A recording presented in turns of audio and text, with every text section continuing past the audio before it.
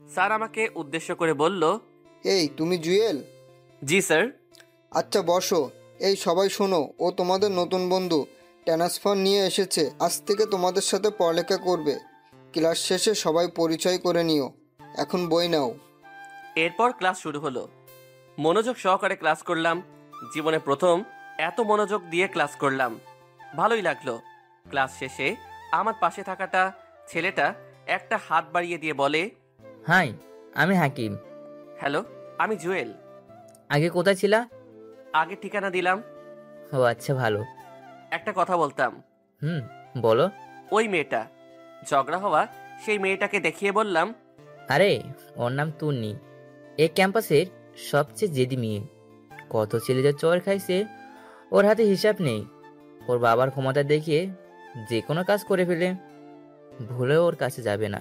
আরে না, এমনি জিজ্ঞেস করলাম। আচ্ছা ঠিক আছে, থাকো, আমি চলে যাচ্ছি। আর ক্লাস করবে না? না, যে পার্কে বসে আছে তাড়াতাড়ি না গেলে সমস্যা। আচ্ছা ঠিক আছে, যাও। ওকে, পরে দেখা হবে। এরপর হাকিম চলে গেল। আমি একা একা বসে রইলাম। আরও একটা ক্লাস করলাম। বিরতির সময় আমি ব্যাগ গোছাচ্ছি, এমন সময় পেছন থেকে কেউ একজন হাত ধরে টান দিল। তাকিয়ে দেখি একটা মেয়ে। আমি ফারিয়া। জি, আমি জুয়েল। ফ্রেন্ড হতে পারি? আমি কিছুক্ষণ চুপ করে দাঁড়িয়ে রইলাম। আসলে জীবনে কোনো মেয়েই আমার ফ্রেন্ড হতে চায়নি, না হওয়ারই কথা। বকাটে ছেলেদের কোনো মেয়েই পছন্দ করে না, কিন্তু সুন্দর মেয়েগুলোর কপালে বেশিরভাগ বকাটে ছেলেই থাকে। আমার এইভাবে চুপ করে থাকা দেখে ফারিয়া বলল, ওই মিস্টার, জাস্ট ফ্রেন্ডশিপ করতে চেয়েছি, বিয়ে করতে নয়। এত চিন্তা করার কি আছে? না সরি, ওকে ফ্রেন্ড। আচ্ছা, আজ থেকে একজন অন্যজনকে তুই করে বলবো। আপনি বা তুমি, এগুলো আমার পছন্দ না। আচ্ছা ঠিক আছে। চল এখন। কোথায়? ক্যান্টিনে। আমার বাকি ফ্রেন্ডদের সাথে তোর পরিচয় করিয়ে দিব। হুম, চলো। এরপর ক্যান্টিনে গেলাম। অনেক স্টুডেন্ট ওখানে বসে আছে। আমিও ফারিয়ার পিছু পিছু হাঁটতেছি। একটা টেবিলের পাশে গিয়ে ফারিয়া বলল, গাইজ, এ হলো জুয়েল, আমাদের নতুন ফ্রেন্ড। তারপর সবাই পরিচয় দিতে লাগলো। হাই, আমি সাদিয়া। হাই, আমি সানি। আমিও আমার পরিচয় দিলাম। সাদিয়া বলল, আমাদের ফ্রেন্ডসদের মধ্যে আপনি বা তুমি চলে না, শুধু তুই চলে। আমরাও তোকে তুই বলবো, তুইও আমাদের তুই বলবি। আচ্ছা ঠিক আছে। এবার বলো, কি খাবি? আপনারা যেটা খাবেন। ফারিয়া, ও মনে হয় আমাদের আপন করে নিতে পারেনি। এই, তুই করে বলার জন্য বলেছি না? আচ্ছা ঠিক আছে, তোরা যেটা খাবি সেটাই অর্ডার দে। আসলে ছেলে মেয়েগুলো যে এত মিশুক, এত ভালো মেন্টালিটির, ওদের সাথে না মিশলে হয়তো জানতাম না। একদিনেই এত আপন করে নিল আমাকে, ভাবতেই ভালো লাগছে। হঠাৎ করে দেখলাম সেই ফালতু মেয়েটা আমার দিকে আসছে, চোখ মুখ লাল হয়ে আছে। আমার কাছে এসে পাশ কেটে চলে গেল। অন্য একটা টেবিলে গিয়ে বসলো। আরো কতগুলো গুন্ডি মেয়ে ওর পাশে গিয়ে বসলো। কিছুক্ষণ ওরা নিজেরা নিজেরা কথা বলতে লাগলো। তারপর পুরো দল আমাদের কাছে আসলো। ওই কান ধর। কান ধরবে মানে? কি করছে ও? ও আমার ফ্রেন্ড ফাহিমাকে চোখ মেরেছে। আমি তো পুরো টাসকি খেয়ে গেলাম। তারপর বললাম, আপনার সমস্যা কি? শুরু থেকেই আমার পিছে লাগছেন। কি? আমি তোর পিছে লাগছি? তোর মতো ছোট লোকের পিছে আমি লাগবো? এই তন্নি, তোর সমস্যা কি? ও আজকেই এই কলেজে আসলো, আর তুই আজকেই ওর পিছে লাগছিস। সমস্যা কি তোর? তোরা তো জলে কেন? ও তোর কি হয়? দেখ তন্নি, ও আমাদের ফ্রেন্ড। শুধু ফ্রেন্ড না, বলতে পারিস বেস্ট ফ্রেন্ড। বাহ, প্রথম দিনে বেস্ট ফ্রেন্ড, আর 2 দিন গেলে তো জামাই বানায় ফেলবি। হ্যাঁ, বানাবো। তোর কোনো সমস্যা? যা এখান থেকে। ওই চল সবাই, এই ছোট লোকের বাচ্চাকে পরে মজা বোঝাবো। সবাই চলে গেল। রাগে মাথায় রক্ত উঠে গেল। শালা বারবার ইচ্ছা করছে আগের রূপে 1 ঘন্টার জন্য ফিরে যাই, আর দেখিয়ে দেই আমি কি জিনিস, ছোট নাকি অন্য কিছু দেখিয়ে দেই।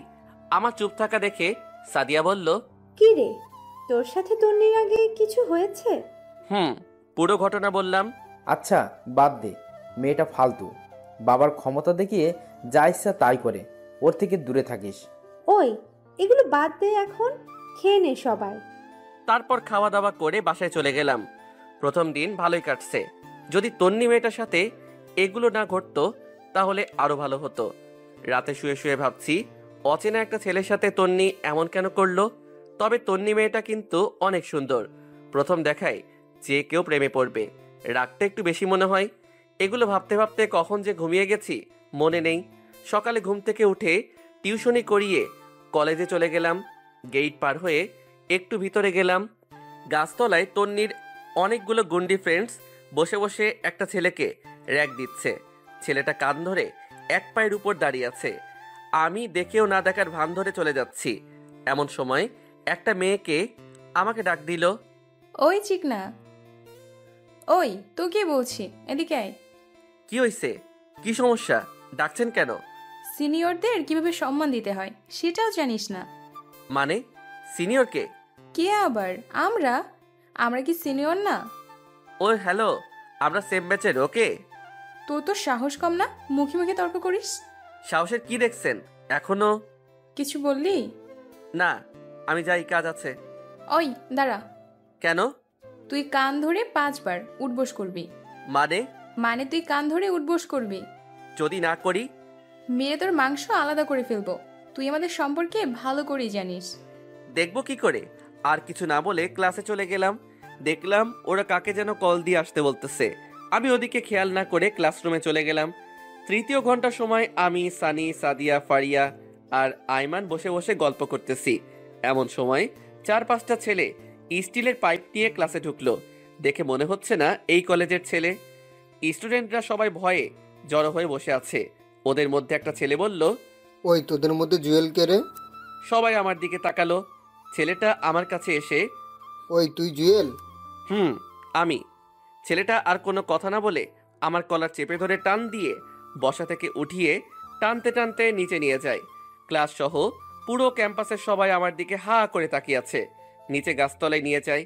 দেখলাম তন্নি আর ওর গুন্ডি মেয়েগুলো দাঁড়িয়ে দাঁড়িয়ে একটা ছেলের সাথে কথা বলতেছে।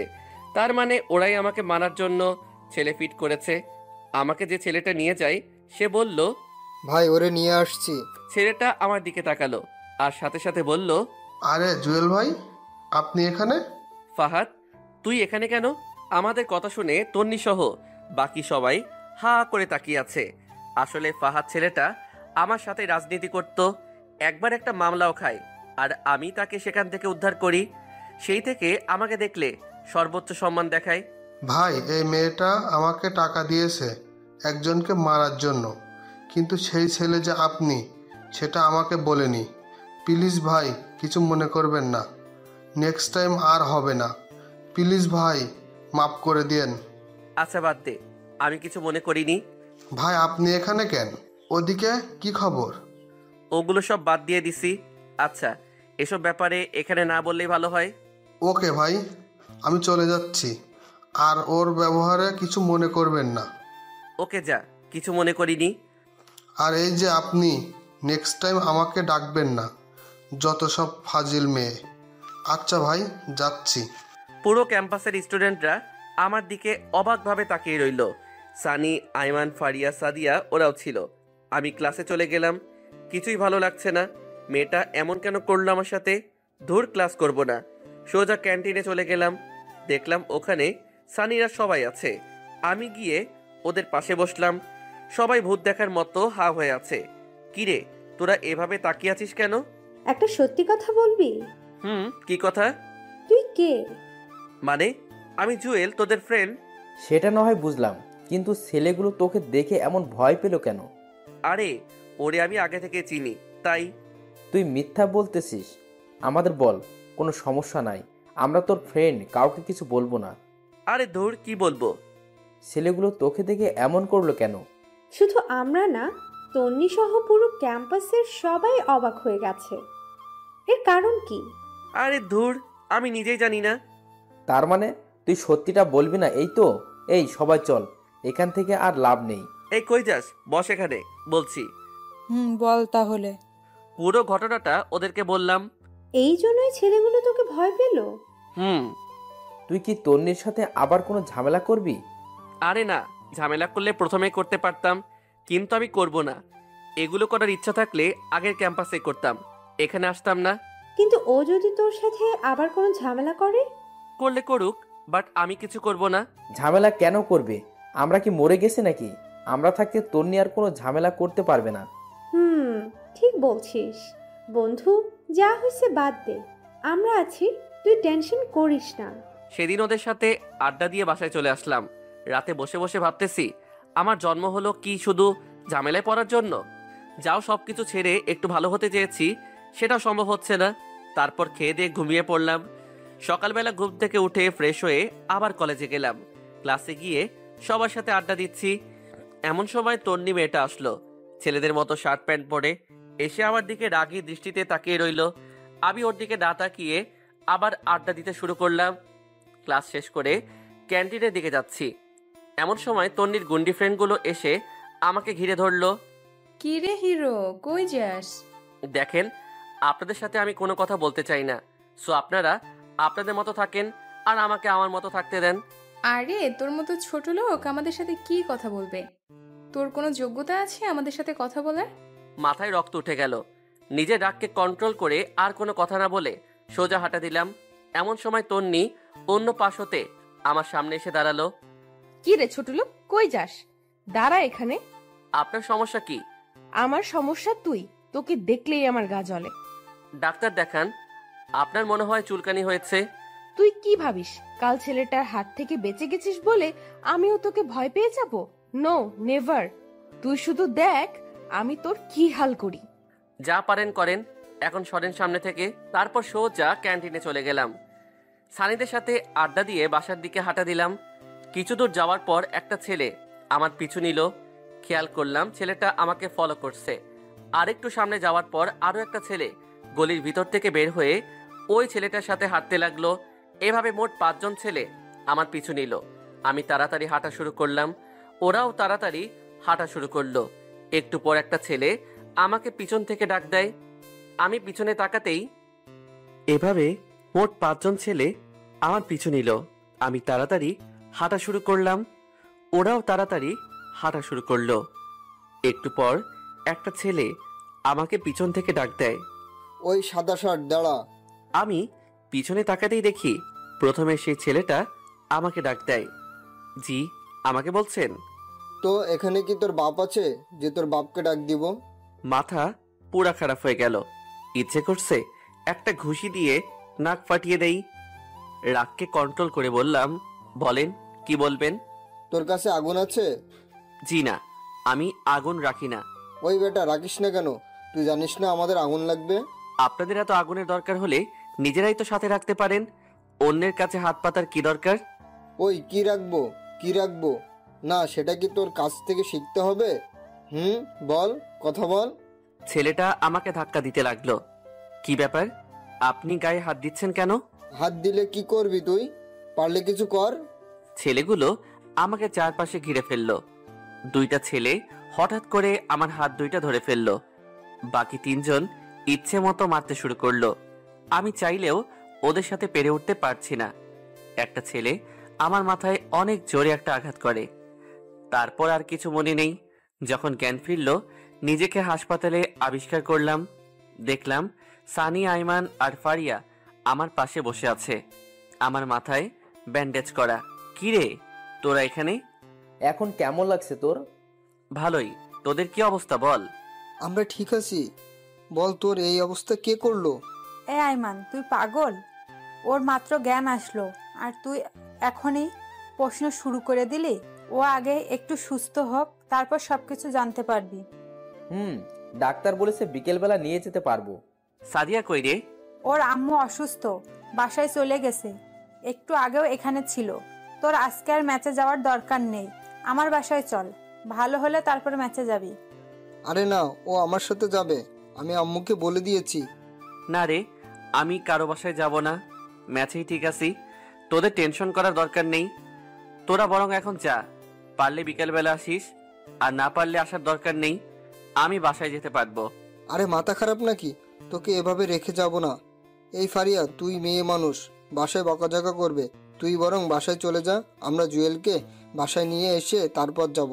আচ্ছা ঠিক আছে, কোনো দরকার হলে কল দিস। ওকে, যা তাহলে, কাল ক্যাম্পাসে আসলে দেখা হবে। এরপর ফারিয়া চলে যায়। সানি আর আইমান বিকাল পর্যন্ত আমার সাথে ছিল। বিকালবেলা আবার ম্যাচে ফিরে গেলাম। এখন মোটামুটি ভালো লাগছে। এভাবে প্রায় 1 সপ্তাহ কেটে যায়। সানি আইমান সময় পেলে এসে দেখা করে যায়। ফারিয়া সাদিয়াও কয়েকবার আসছিল, আর নিয়মিত গ্রুপে কথা হয়।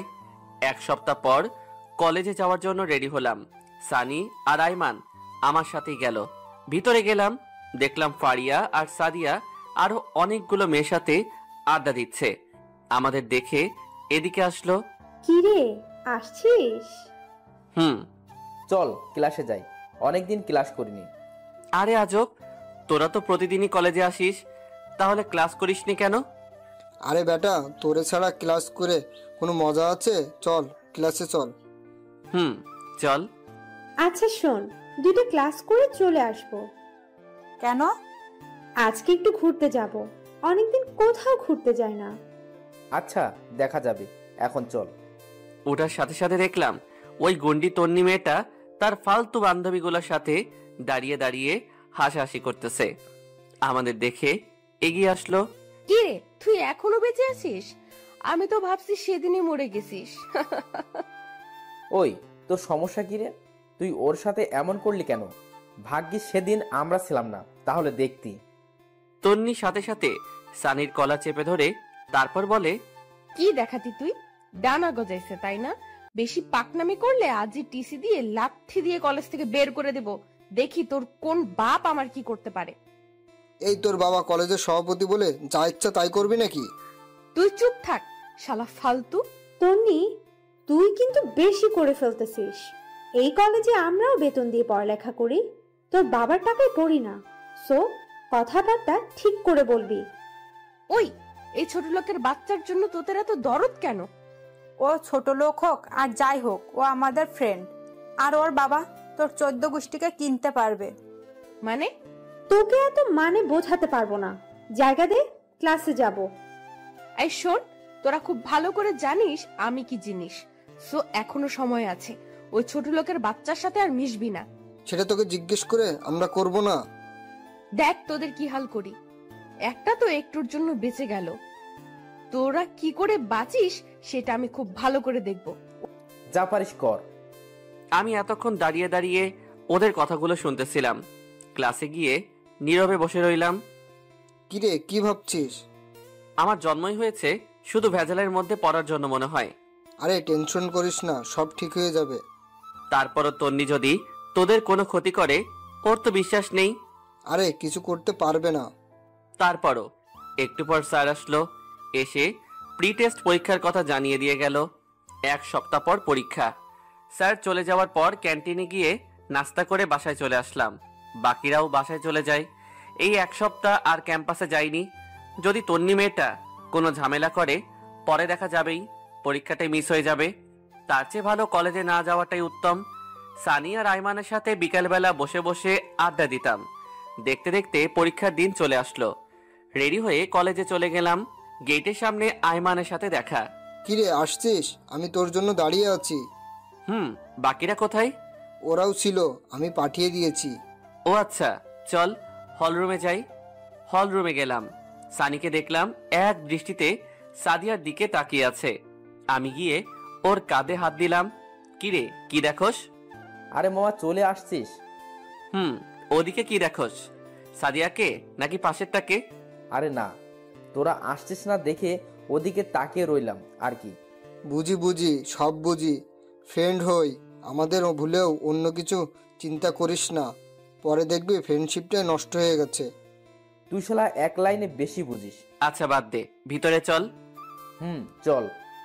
ভিতরে গিয়ে সিট নাম্বার খুঁজতে লাগলাম। অবশেষে মাঝখানের একটা টেবিলে আমার সিট পড়লো। আমার পাশেই দেখি তন্নির সিট। মেয়েটা প্রথমে বসে বসে আড্ডা দিচ্ছিল। আমাকে দেখে যেন মাথায় আকাশ ভেঙে পড়লো। তারপর বলল, ওই কুত্তা, তুই এখানে কেন? এই, ভদ্রভাবে কথা বলেন। এখানেই আমার সিট, তাই আমি এখানে। কিন্তু তুই আমার পাশে বসতে পারবি না। সেটা আপনি স্যারকে বলেন, আমি এখানেই বসবো। সেদিনের মায়ের কথা ভুলে গেছিস? আজকেও তোর একই অবস্থা করব। যা পারেন করেন, বাট আমি এখান থেকে অন্য কোথাও যাচ্ছি না। দেখ আমি কি করি। ধুর, এই মেয়েটা থেকে যতই দূরে থাকতে চাই ততই কাছে চলে আসি। আল্লাহ জানে আজকে আমার কপালে কি আছে। তন্নি উঠে চলে গেল। বাইরে গিয়ে প্রিন্সিপাল স্যারকে ডেকে নিয়ে আসলো। কি ব্যাপার জুয়েল, সমস্যা করতেছো কেন? স্যার বিশ্বাস করেন আমি কিছু করিনি, উনি বলছে আমি নাকি এখানে বসতে পারবো না। কেন, এখানে বসলে সমস্যা কি? না স্যার, এই ছোট লোকের বাচ্চা আমার সাথে বসতে পারবে না। ওর কোনো যোগ্যতা আছে আমার সাথে বসার? সবগুলো স্টুডেন্ট আমার দিকে তাকিয়ে আছে। স্যার তন্নিকে বলল, বসার মধ্যে আবার যোগ্যতা কিসের? আর ও অনেক ভালো ছেলে। আপনার এত কথা শোনার জন্য আপনাকে ডাকিনি, আপনি জাস্ট ওকে এখান থেকে উঠতে বলেন। এটা কোন ধরনের বেয়াদবি? আপনি কি ওঠাবেন নাকি আমি আব্বুকে কল দিয়ে আপনার ব্যবস্থা নিতে বলবো? না না না, তোমার আব্বুকে বলার দরকার নাই, আমি ওকে উঠতে বলছি। বাবা কিছু মনে করো না, তুমি ওই পিছনের বেঞ্চটাতে গিয়ে বসো। কিন্তু স্যার। প্লিজ বাবা, আমার কথাটা শুনো। Okay sir. তারপর আমি পিছনে চলে গেলাম। রাগে পুরো শরীর গরম হয়ে গেল। ইচ্ছে করছে আগের রূপে ফিরে যাই আর দেখিয়ে দেই জুয়েল কি জিনিস। মুহূর্তেই বাবার বলা কথাগুলো মনে পড়ে গেল। নিজের রাগকে কন্ট্রোল করে পিছনে গিয়ে বসলাম। পরীক্ষা শুরু হয়ে গেল। প্রশ্ন মোটামুটি কমন পড়েছে, ভালোই লিখলাম। তন্নি নাকি ফার্স্ট গার্ল। আমার টার্গেট তন্নিকে যেভাবেই হোক পিছাতে হবে। সেই টার্গেট নিয়ে আমি আমার মতো পরীক্ষা দিচ্ছি। এভাবে সবগুলো পরীক্ষা শেষ হয়ে গেল। আমি সবার শেষে যেতাম আর সবার আগে চলে আসতাম। চাইতাম না আর কোনো ঝামেলা হোক। মাঝে মাঝে সানি আর আইমান এসে বাসায় দিয়ে যায়।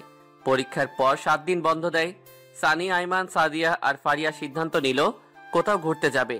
আমাকে বলল, বাট আমার পকেটে কোনো টাকা ছিল না। তাদেরকে মিথ্যা কথা বললাম যে আমি টিউশনি রেখে যেতে পারবো না, হয়তো পরে দেখা যাবে আমার টিউশনিটাই চলে গেছে। পরে ওরাও আর ঘুরতে যায়নি। এমনি প্রতিদিন বিকেলবেলা সবাই মিলে আড্ডা দিতাম। আজকেই বন্ধের শেষ দিন। সন্ধ্যার সময় টিউশনিতে গেলাম। গিয়েই তো মাথায় আকাশ ভেঙে পড়ার মতো অবস্থা। আমি যেই বাসায় পড়াই সেই বাসায় তন্নি বসে বসে টিভি দেখতেছে। আমাকে দেখেই রেগে লাল হয়ে বলে, ওই ছোট লোক, তুই এখানে কেন? আমি কোনো কথা না বলে পড়ার রুমে চলে গেলাম। এখানে কোনো কথা বললে মেয়েটা আমাকে বারবার ছোট করবে।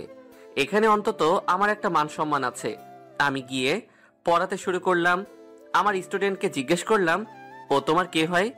ও আমার ফুফাতো বোন, আপনি চিনেন নাকি? না, এমনি। আরে ভাইয়া, ও তো আপনাদের ওই কলেজে পড়ে, দেখেননি কখনো? একবার মনে হয় দেখেছিলাম, সেই জন্যই তোমাকে জিজ্ঞেস করলাম। আচ্ছা বাদ দাও, তুমি বই বের করো। তারপর বই বের করে পড়াতে শুরু করলাম।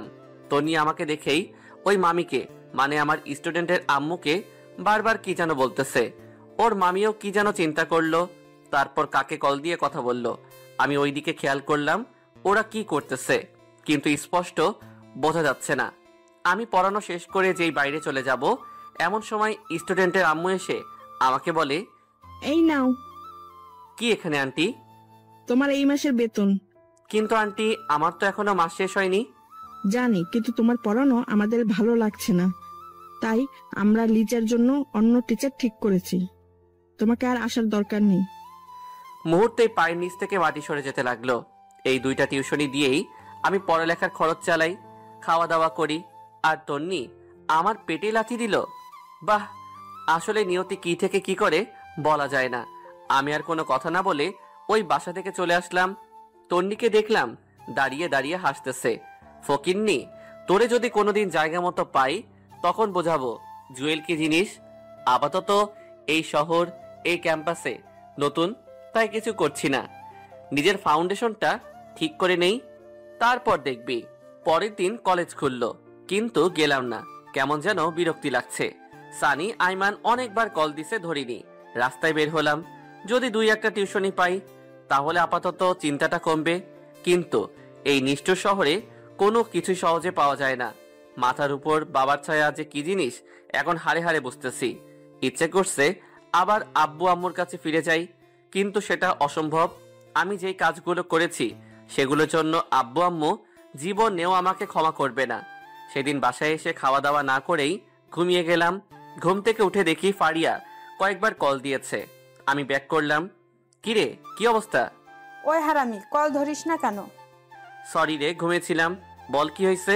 কালকে ক্যাম্পাসে আসিসনি কেন? কালকে তোকে স্যাররাও অনেক খুঁজেছিল। কেন, আমি আবার কি করলাম? আগে বল টিট দিবি। আচ্ছা বাবা দিব। এখন বল কি হয়েছে?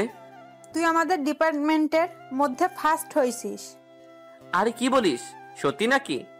তোর কি মনে হয় আমি মিথ্যা বলছি? আচ্ছা ঠিক আছে, তোরা ক্যাম্পাসে থাক, আমি আসতেছি। তাড়াতাড়ি রেডি হয়ে কলেজে চলে গেলাম। মনের মধ্যে অন্যরকম একটা আনন্দ বয়ে যাচ্ছে। তন্নিশালী, এবার ঠেলা বুঝ। বাবা সভাপতি আর নিজে একটু মেধাবী হওয়ার কারণে যা ইচ্ছা তাই বলেছিস আমাকে। এবার তোকে বুঝাবো আমি কি জিনিস। কলেজে চলে গেলাম, সবাই ছিল। আমি গিয়ে ওদের সাথে হাত মিলালাম। বাকি যারা আছে সবাই এসে কথা বলে গেল। নিজের কাছেও ভালো লাগছে। আইমানকে দেখলাম একদম হিরো সেজে এসেছে। আমি গিয়ে জিজ্ঞেস করলাম, কিরে আজ কেমন সাজুগুজু, ঘটনা কি? দাঁড়া, একটু পর বলছি। এখন বললে সমস্যা কি? সাদিয়া আর ফারিয়া চলে যাক। ওরা সহজে যাবে না, তুই বরং এক কাজ কর, পুকুর পাড়ে চলে যা, আমি সানিকে নিয়ে আসতেছি। ওকে। এবার বল কি হয়েছে? কিভাবে যে বলি। ওই শালা, আমরা কি তোর শ্বশুর লাগি যে লজ্জা পাচ্ছিস? বল কি বলবি। দোস্ত, সাদিয়াকে আমি ভালোবাসি, একটু সিস্টেম করে দে না। কোন সাদিয়া? আমাদের বন্ধু সাদিয়া। কি তুই আর মেয়ে পেলি না? আরে কি করব বল, সেই প্রথম থেকেই ওরে ভালোবাসি, কিন্তু বলতে পারছি না। যদি ফ্রেন্ডশিপ নষ্ট করে দেয় তাই। তোরা না করলে কে করবে বল? আচ্ছা টেনশন করার দরকার নেই, দেখি কি করা যায়। আজকে বলে দে। শালা পাগল হয়ে গেছে। আরে আজকে না, সময় করে। আচ্ছা কয়েকদিন পর তো ওর জন্মদিন, সেদিন না হয় করে দিস, আমি শিখিয়ে দিব। থ্যাঙ্কস দোস্ত। এখন থ্যাঙ্কস দেওয়ার দরকার নেই, যখন কাজ হবে তখন দিস। এখন চল বাইরে যাই। চল। ওরা বসে আছে। তারপর বাইরে চলে আসলাম। বাইরে এসে আমি, সানি, আইমান, সাদিয়া আর ফারিয়া বসে বসে আড্ডা দিচ্ছি। এমন সময় তন্নি তার পুরো গ্যাং নিয়ে আমাদের সামনে আসলো। এসে আমার কলার চেপে ধরলো। ওই খুব হিরো হয়ে গেছিস না? তুই এই ক্যাম্পাস ছেড়ে চলে যাবি। যদি না যাই কি করবি তুই? ওই তুই চুপ থাক, তোর মতো ফালতুর সাথে কথা নাই। এই তোর সমস্যা কি? সবসময় গুন্ডামি মাস্তানি ছাড়া আর কোনো কাজ নেই তোর? দাঁড়া, তোরও ব্যবস্থা নিতেছি। খুব পাখা গজাইছে তাই না? ওই তোকে যেন দ্বিতীয়বার আর না দেখি। কি করবি দেখলে? তোর তো সাহস কম না, তুই আমার মুখে মুখে তর্ক করিস। দেখ এবার আমি কি করি। আরে যা যা, যা পারিস কর, আমার চুলও ছিঁড়তে পারবি না। দেখবি কি করি, এখনো সময় আছে, চলে যা। ধুর, মেজাজটাই খারাপ করে দিল। না, আর এখানে থাকবো না। আমার জন্য আমার বন্ধুদেরও সমস্যা হতে পারে। আইমান আর সাদিয়ার রিলেশনটা করে দিয়েই চলে যাব। কলেজ শেষ, চলে যাচ্ছি। এমন সময় একটা ছেলে আমাকে পিছন থেকে ডাক দেয়। তাকাতেই দেখি কি সেদিনের সেই ছেলেটা যে প্রথম আমার গায়ে হাত দিয়েছিল। কি ভাই, সমস্যা কি আপনার? সেদিনের মায়ের মনে হয় তোর পেট ভরেনি। মানে আজকেও তোকে মারার জন্য টাকা দিয়েছে। এখন তুই বল তোকে কি করব? তো মারেন, টাকা যেহেতু খেয়েছেন তো মারেন। মনে রাখবেন, বিনা অন্যায়ে কাউকে আঘাত করলে সেটার ফল আপনিও পাবেন। আচ্ছা শোন, তোকে আজকের মতো ছেড়ে দিলাম, কিন্তু একটা শর্ত আছে। কি শর্ত? তোকে এই ক্যাম্পাস থেকে চলে যেতে হবে, আর এক সেকেন্ডও এখানে থাকতে পারবি না। কি রে, কিছু বলিস না কেন? ওকে, চলে যাব। আপনার ম্যাডামকে বলবেন শান্তিতে থাকতে। তুই গেলেই শান্তিতে থাকবে। আমি আর কোনো কথা না বলে বাসার দিকে হাঁটা ধরলাম। চিন্তা করলাম আর না থাকাই বেটার হবে। আইমান যে সাদিয়াকে প্রপোজ করবে বলেছিল, সেটার কি হবে? ধুর, যা হওয়ার হবে। আগে ওদের দুজনকে মিলিয়ে দিয়ে যাই। কিন্তু সাদিয়ার বার্থডে তো আরো কয়েকদিন পর। এই কয়েকদিন ক্যাম্পাসে গেলে ছেলেগুলো আবার আক্রমণ করবে। এবার আক্রমণ করলে আর বেঁচে থাকবো বলে মনে হয় না। তার চেয়ে বেটার এই কয়েকদিন ক্যাম্পাসে যাব না। এভাবে কয়েকদিন চলে গেল। সানি আইমান বারবার কল দিয়ে কারণ জানতে চাইলো। আমি অসুস্থ বলে কাটিয়ে দিলাম। অবশেষে সাদিয়ার বার্থডে চলে আসলো। আগামীকাল সাদিয়ার বার্থডে। আজকে থেকে সবাই মিলে প্রিপারেশন নেওয়া শুরু করলাম কিভাবে কি করব। বিকালবেলা সানি, আইমান আর আমি দিঘির পাড়ে গেলাম। দোস্ত, কেমনে কি করব একটু তো বল। কেকের অর্ডার দিয়েছিস? আমি আসার সময় দিয়ে আসছি। গুড। কেকের মধ্যে একটা রিং লুকানো থাকবে। আমরা তিনজন ছাড়া আর কেউই যেন না জানে। অনুষ্ঠান করবি কোথায়? সিজলা রেস্টুরেন্টে করলে কেমন হয়? আরে না, ক্যাম্পাসে করব। ফারিয়াকে বলে দিব আমার ডিপার্টমেন্টের সবগুলো মেয়েকে নিয়ে আসার জন্য। ক্যাম্পাসের কোথায় করবি? আমাদের ক্লাসেই।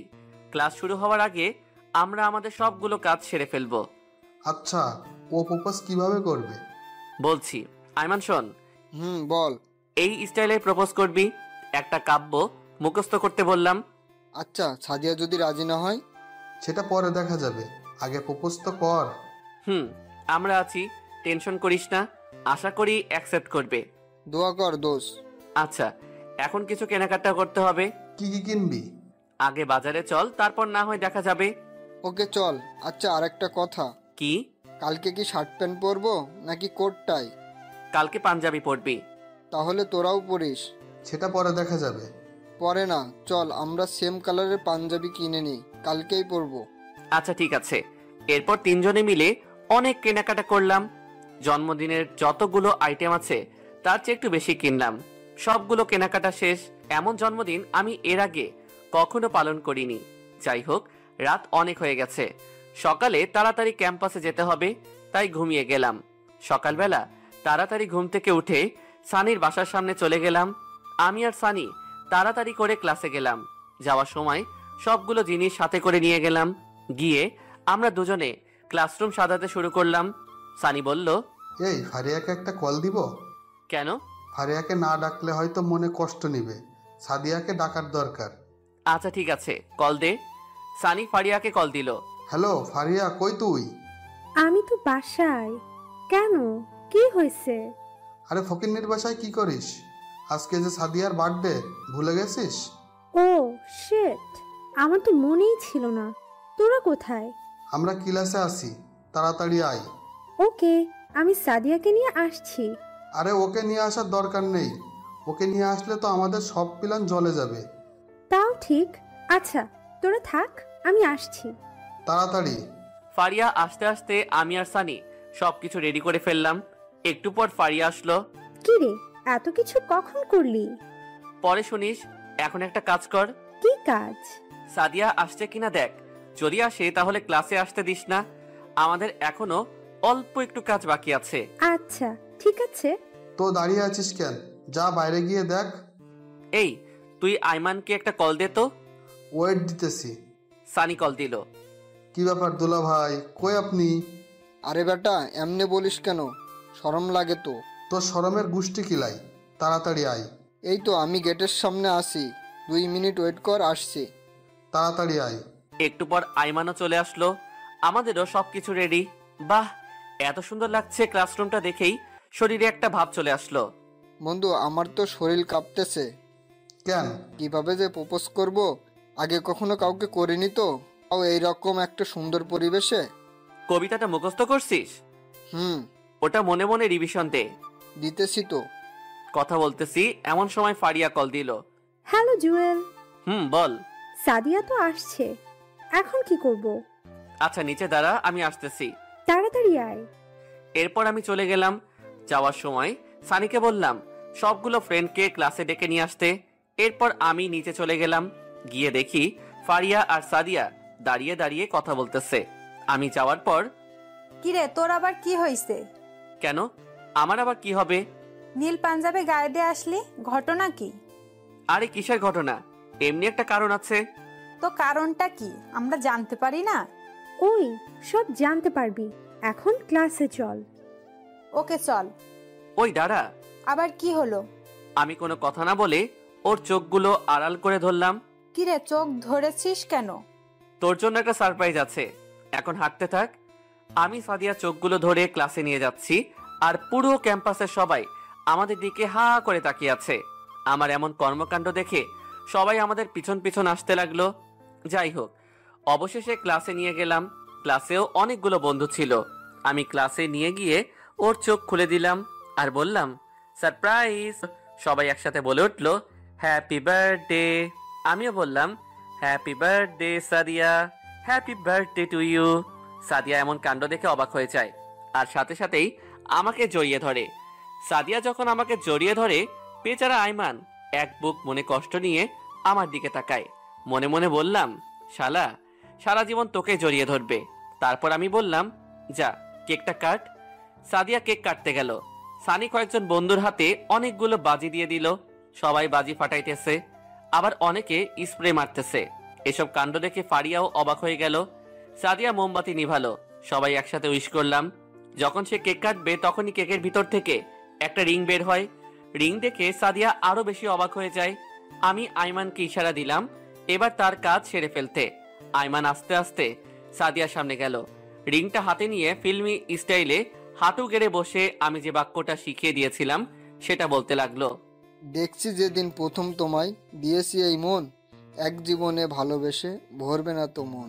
ধরবে কি আমায় হাত সারা জীবনের জন্য, বুঝবে কি আমার এ মন একটিবারের জন্য। যদি ধরো এই হাত, কথা দিলাম পুরো পৃথিবী ছেড়ে দিব, তবুও তোমার হাত ছাড়বো না। সাদিয়া, আমি তোমাকে ভালোবাসি, নিজের চাইতেও বেশি ভালোবাসি। আমি সারা জীবন তোর সাথেই কাটাতে চাই। I love you Sadia. কথাগুলো বলে আইমান নিচের দিকে তাকিয়ে আছে, ডান হাতে রিংটি বাড়িয়ে দিয়ে সাদিয়ার গলা শুকিয়ে গেল মনে হয়, বারবার এদিক ওদিক তাকাচ্ছে। আমার দিকে তাকাতেই আমি ইশারায় অ্যাকসেপ্ট করতে বললাম। সানিও বলল। এরপর ফারিয়ার দিকে তাকালো, সেও কিছুক্ষণ চুপ থেকে তারপর হ্যাঁ সূচক মাথা নাড়ালো। সাদিয়া কিছুক্ষণ চুপ থেকে কি যেন ভাবলো, তারপর নিজের হাত বাড়িয়ে দিল। আইমান খুশিতে রিংটা পরিয়ে দিল। ক্লাসের সকল বন্ধু একসাথে তালি বাজাতে শুরু করলো। এরপর কেক কাটলো, আমরা একে অন্যকে খাইয়ে দিলাম।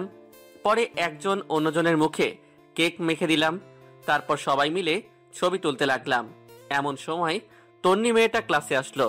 এসব কর্মকাণ্ড দেখেই রাগে লাল হয়ে গেল, আমার দিকে বড় বড় চোখ তুলে তাকাতে লাগলো। দেখে মনে হচ্ছে আমি তার অনেক সম্পদ লুট করে নিয়ে আসছি। তারপর কি যেন চিন্তা করে আবার ক্লাসের বাইরে চলে গেল। তন্নিকে দেখে আমারও কেমন যেন একটা টেনশন চলে আসলো। আল্লাহই জানে আজকে আবার কি করে। যাই হোক, সবকিছু শেষ করে আমরা সবাই কলেজ থেকে বের হয়ে গেটের সামনে গেলাম। দেখলাম একটা পুলিশের গাড়ি। আমরা গেটটা পার হয়ে বাইরে আসতেই একটা পুলিশ আমার কলার চেপে ধরে বলল, এই তোর নাম জুয়েল? জি। চল তাহলে। কোথায়? শ্বশুর বাড়ি। আমার অপরাধ? বাহ, শ্বশুর বাড়ি কি জিনিস তাহলে বুঝে গেছিস। অপরাধ কি সেটাই থানায় গেলেই বুঝতে পারবি। স্যার, আপনি ওকে বিনা কারণে নিয়ে যেতে পারেন না, আগে কারণটা তো বলে যাবেন। ওই তোরা চুপ থাক, তোদের ও অবস্থা নিচ্ছি, তার আগে এই হালারে একটু দেখে নি। তারপরেই এ কথা বলেই আমার কলার চেপে ধরে গাড়িতে তুললো। কোনো কিছু বুঝে ওঠার আগেই থানায় নিয়ে গেল। থানার ভিতরে নিয়ে গিয়ে আমার হাত দুটো বেঁধে ইচ্ছে মতো পিটাতে লাগলো। একটু পর থানার বড় স্যার আসলো। স্যার দেখেন না, ওরা আমাকে বিনা অপরাধে নিয়ে এসে মারধর করতেছে। কেন, ইফটিজিং করার সময় এ কথা মনে ছিল না? মানে? আছে আমার তুলসী পাতায়, এখন সবকিছু জেনেও না জানার ভান ধরতেছে। স্যার আমি সত্যি বলছি, আমি কিছু করিনি। চুপ কর, তুই জায়েদ সাহেবের মেয়ের সাথে ইফটিজিং করিসনি? আজকে সকালে তো ওর গায়েও হাত দিয়েছিস। ও তোর নামে মামলা করে গেছে, তার উপর জায়েদ সাহেবও রেগে আগুন। স্যার বিশ্বাস করেন, আমি কিছুই করিনি, ও মিথ্যা বলেছে। আমরা কচি খোকা কিছুই বুঝি না। এত ছেলে থাকতে তোর নামে কেন বিচার দিল? নিশ্চয় তোর ভিতর কোনো ঘাবলা আছে। স্যার আমি সত্যি বলছি। চুপ কর শালা, এই কনস্টেবলের হাত পা বেঁধে ইচ্ছা মতো পিটাও, ওর মুখ দিয়ে সত্যি কথা বের করে ছাড়বে। Okay sir. তারপর দুইটা পুলিশ এসে আমাকে বেঁধে পিটাইতে শুরু করলো। এতবার বলছি আমি কিছু করিনি, তবুও কেউ আমার কথা শুনলো না। মায়ের খেয়ে মুখ দিয়ে রক্ত বের হতে শুরু করলো। আমার এমন অবস্থা হয়েছে যে ঠিক করে দাঁড়াতেও পারছি না। এভাবে 3 দিন চলে গেল। এই 3 দিন অনেকবার আমাকে বলাতে চেয়েছিল যে আমি ইফটিজিং করেছি, বাট আমি স্বীকার করিনি। পরের দিন সকালবেলা সানি আর আইমান একটা উকিল সাথে করে নিয়ে আসলো।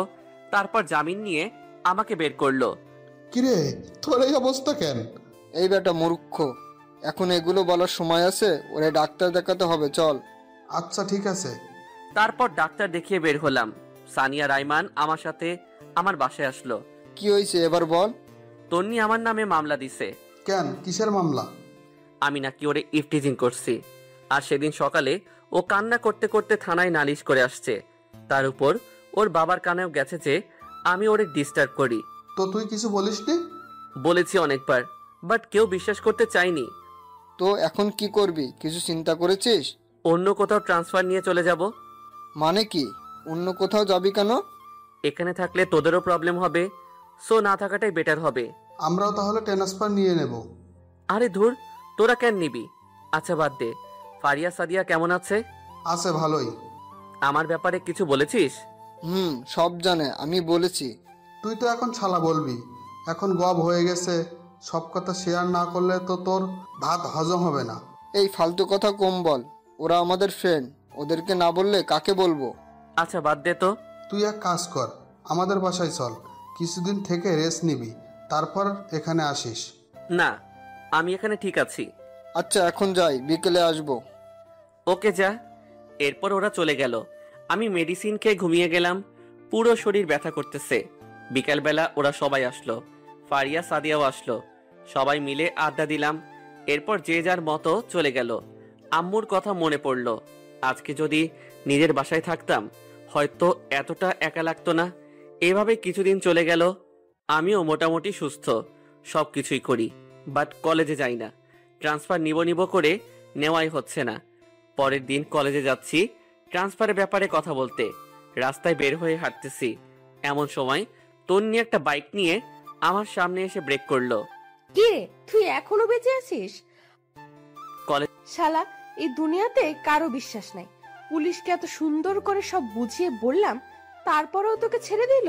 যাই হোক, এখন কোথায় যাচ্ছিস? কলেজে। কি, তোকে না বলেছি ক্যাম্পাসের কাছেও না আসতে, তারপরও তুই কলেজে যাইতেছিস? কলেজ কি আপনার একার নাকি? তুই মুখে মুখে তর্ক করিস আবার। দাঁড়া দেখ আজকে তোর কি হাল করি, শালা ছোট লোকের বাচ্চা। মুহূর্তেই মাথায় রক্ত উঠে গেল। এই, তুই কোন জমিদারের মেয়ে? যত সব ফালতু বখাটে, লজ্জা করে না তোর ছেলেদের পিছনে লাগতে? তোর সাহস তো কম না, তুই আমাকে ফালতু বলিস, আবার বখাটেও বলিস। দেখ এখন বখাটে কি করে। এই কথা বলে ঠাস করে একটা বসিয়ে দেয়। তারপর আবার বলে, তুই শুধু একবার কলেজে আয়, তারপর দেখ আমি তোর কি হাল করি।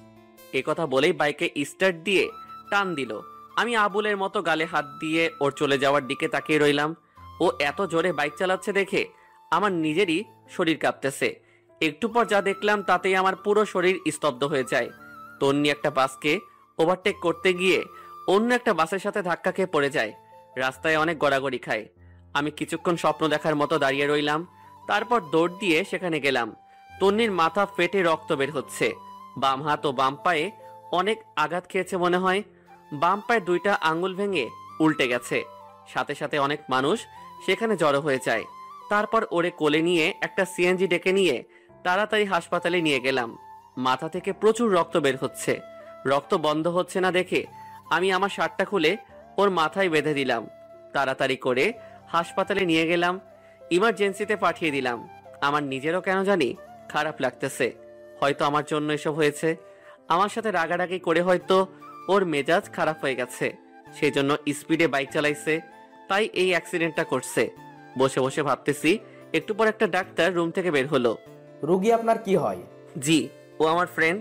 ওর ফ্যামিলির কাউকে কল দিয়ে আসতে বলেন, দরকার আছে। তেমন কাউকে তো আমি চিনি না।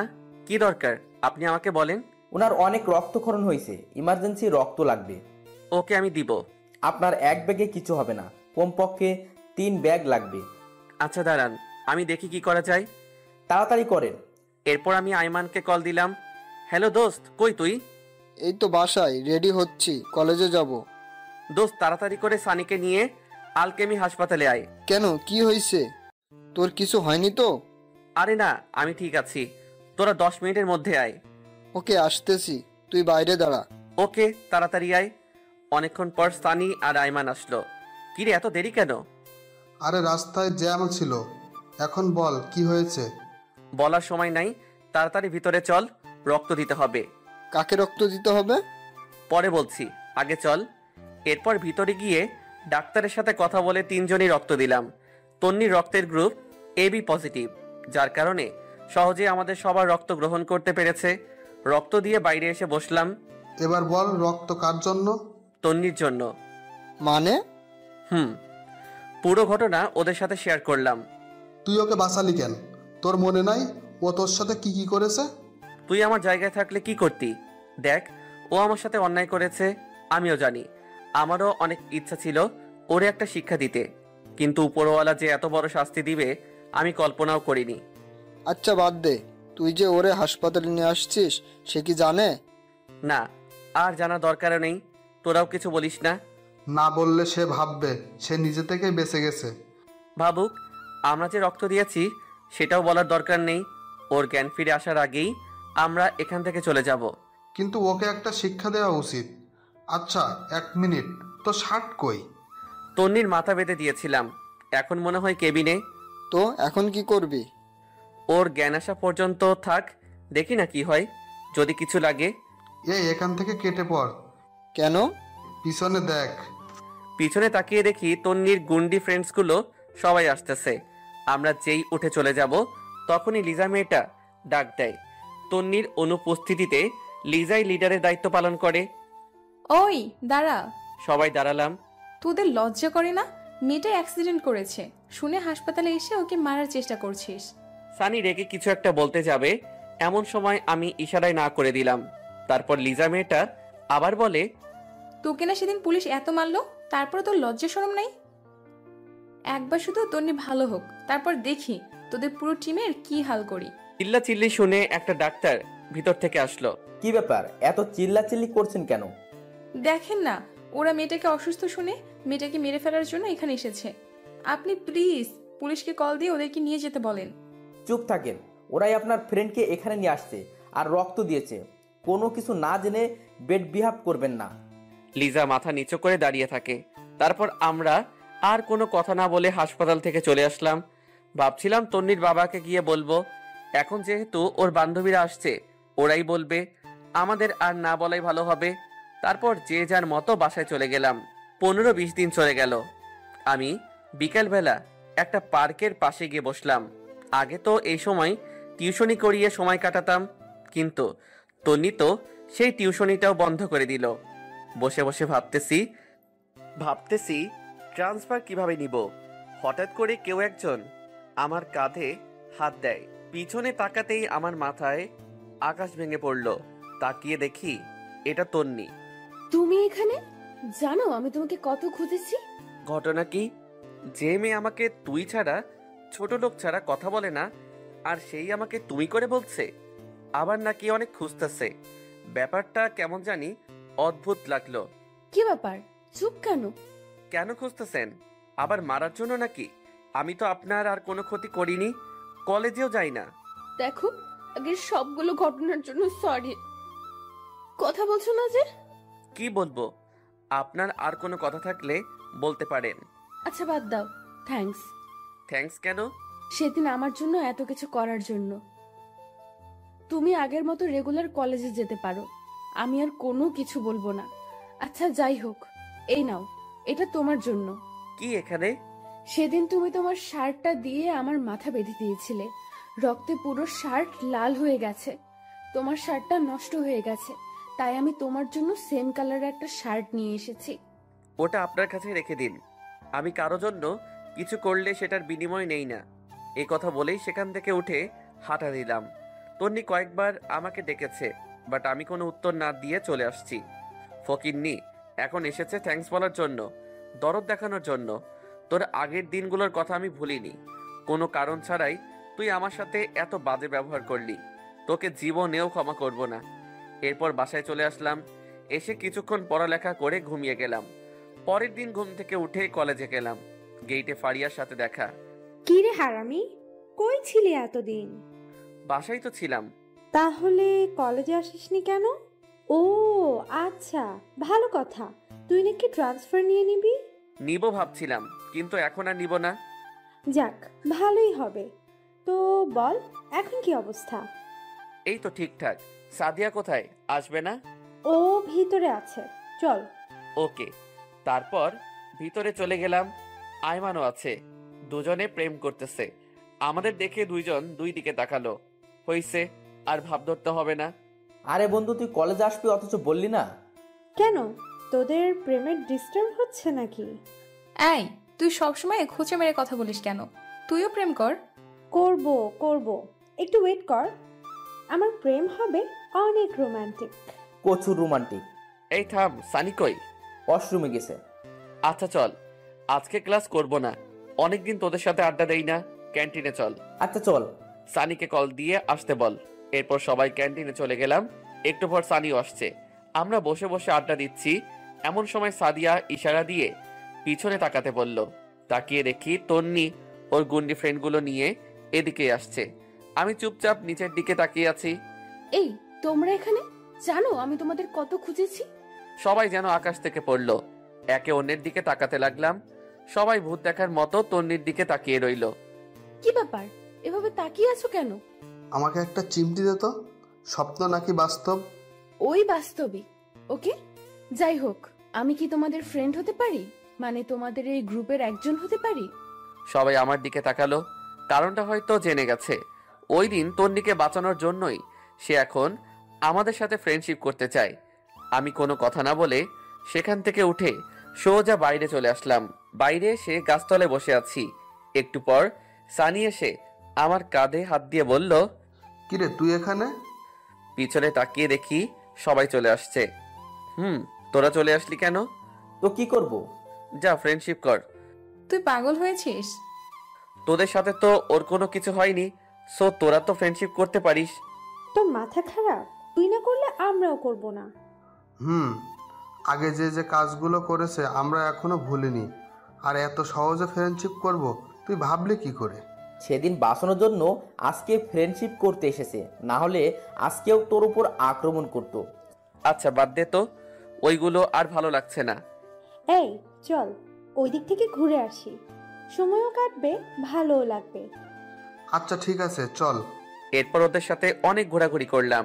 তারপর বাসায় চলে আসলাম। দুপুরবেলা খেয়ে ঘুমিয়েছি। মাত্র দেখলাম একটা অচেনা নাম্বার থেকে কল আসলো। হ্যালো, কে? তুমি জুয়েল না? আরে আজব, আমি ডাকে? আমি জুয়েল। ওই যে তুমি প্রাইভেট পড়াতে লিজা ওর আম্মু? ও আচ্ছা, আন্টি কেমন আছেন? এই তো বাবা ভালো, তুমি কেমন আছো? আছি আলহামদুলিল্লাহ। হঠাৎ কল দিলেন, কোনো সমস্যা? আসলে বাবা আমাদের ভুল হয়ে গেছে, তুমি চাইলে লিজাকে আবারও পড়াতে পারো। সরি আন্টি, আমি ছেঁচড়া না যে আপনাদের বাসায় আবার যাব।